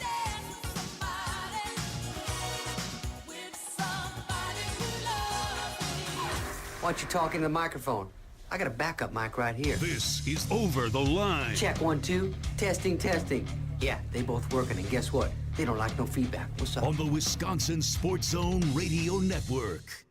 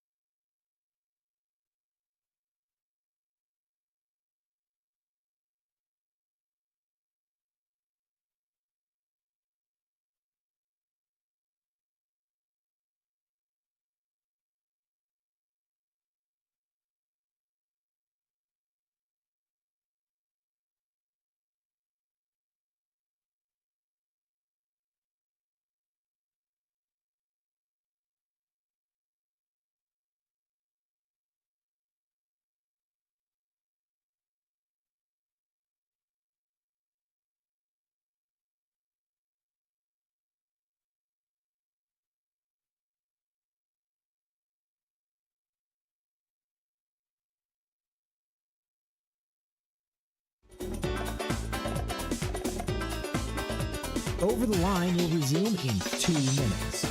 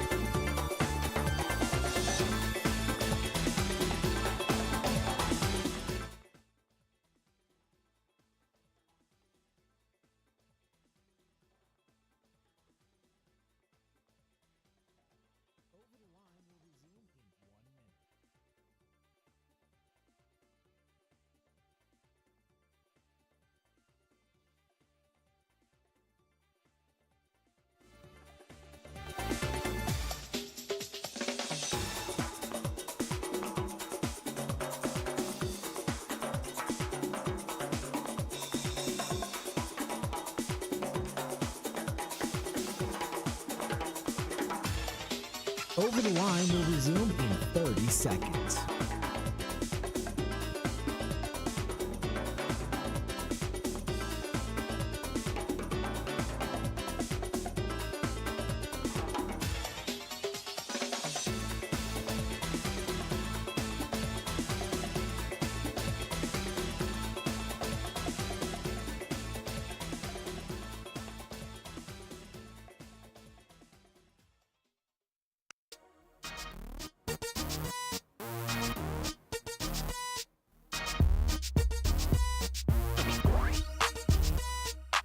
I like that.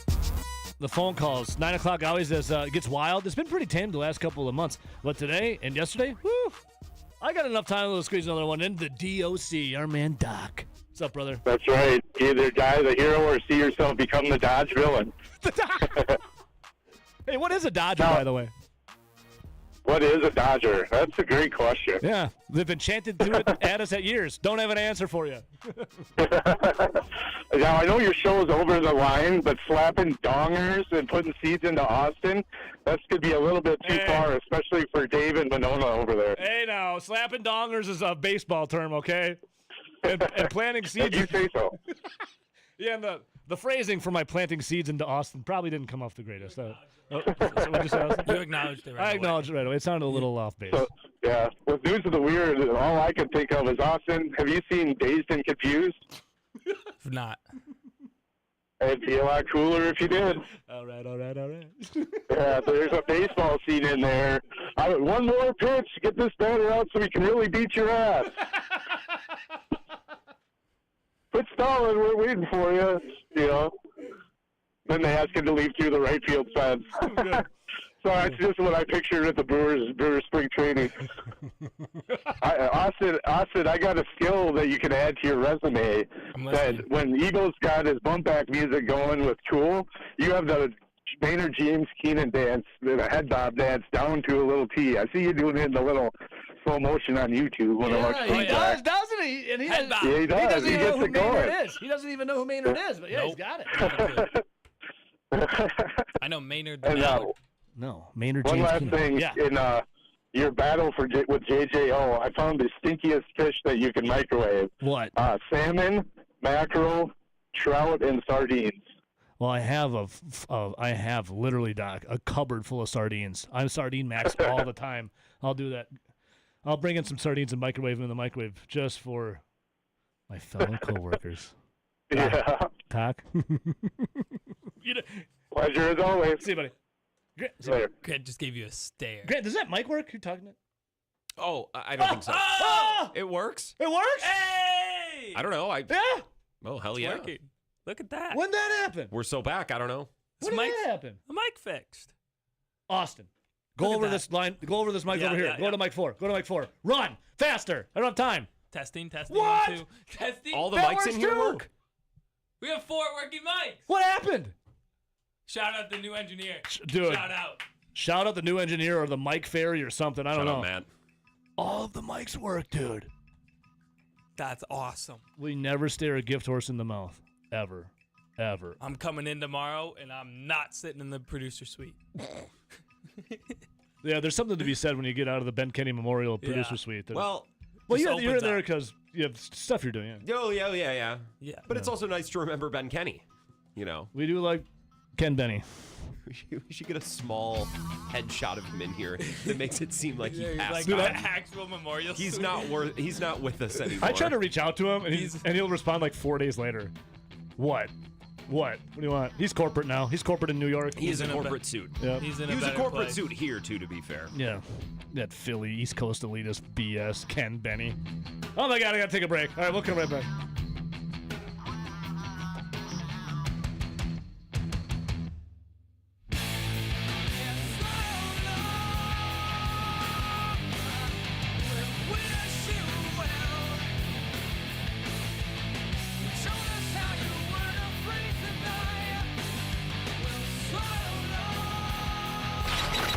You've got to kick him off the tour.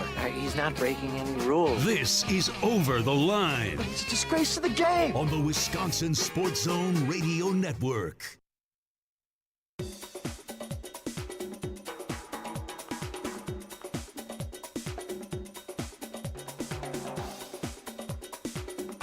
Over the Line will resume in 3 minutes.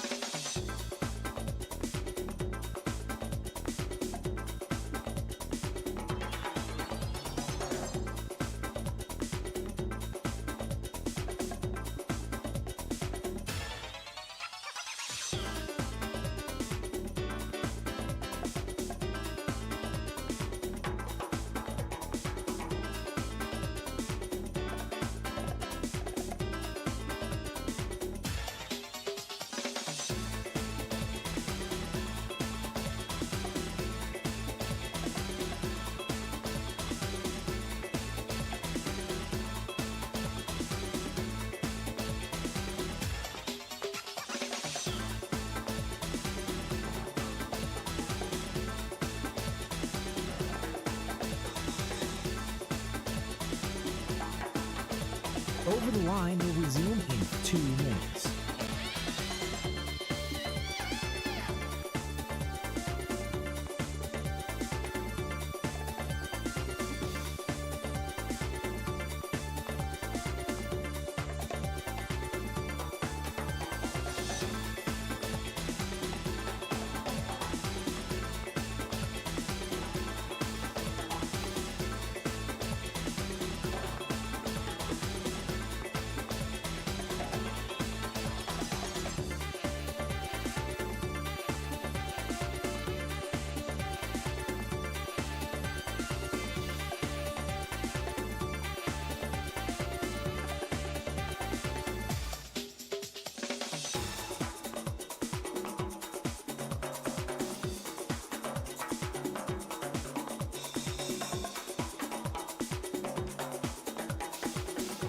Over the Line will resume in 1 minute.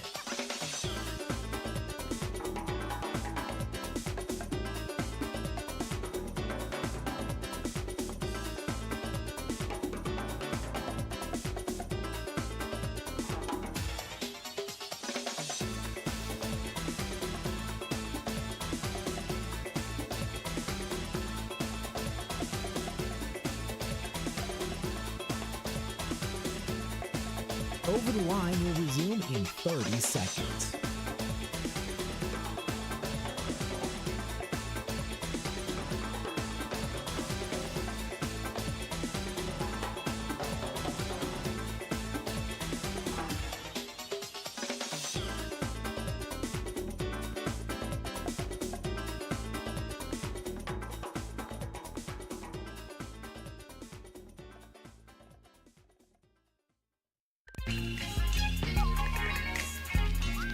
Hey, it was a pleasure. Love you guys. See you tomorrow. Goodbye.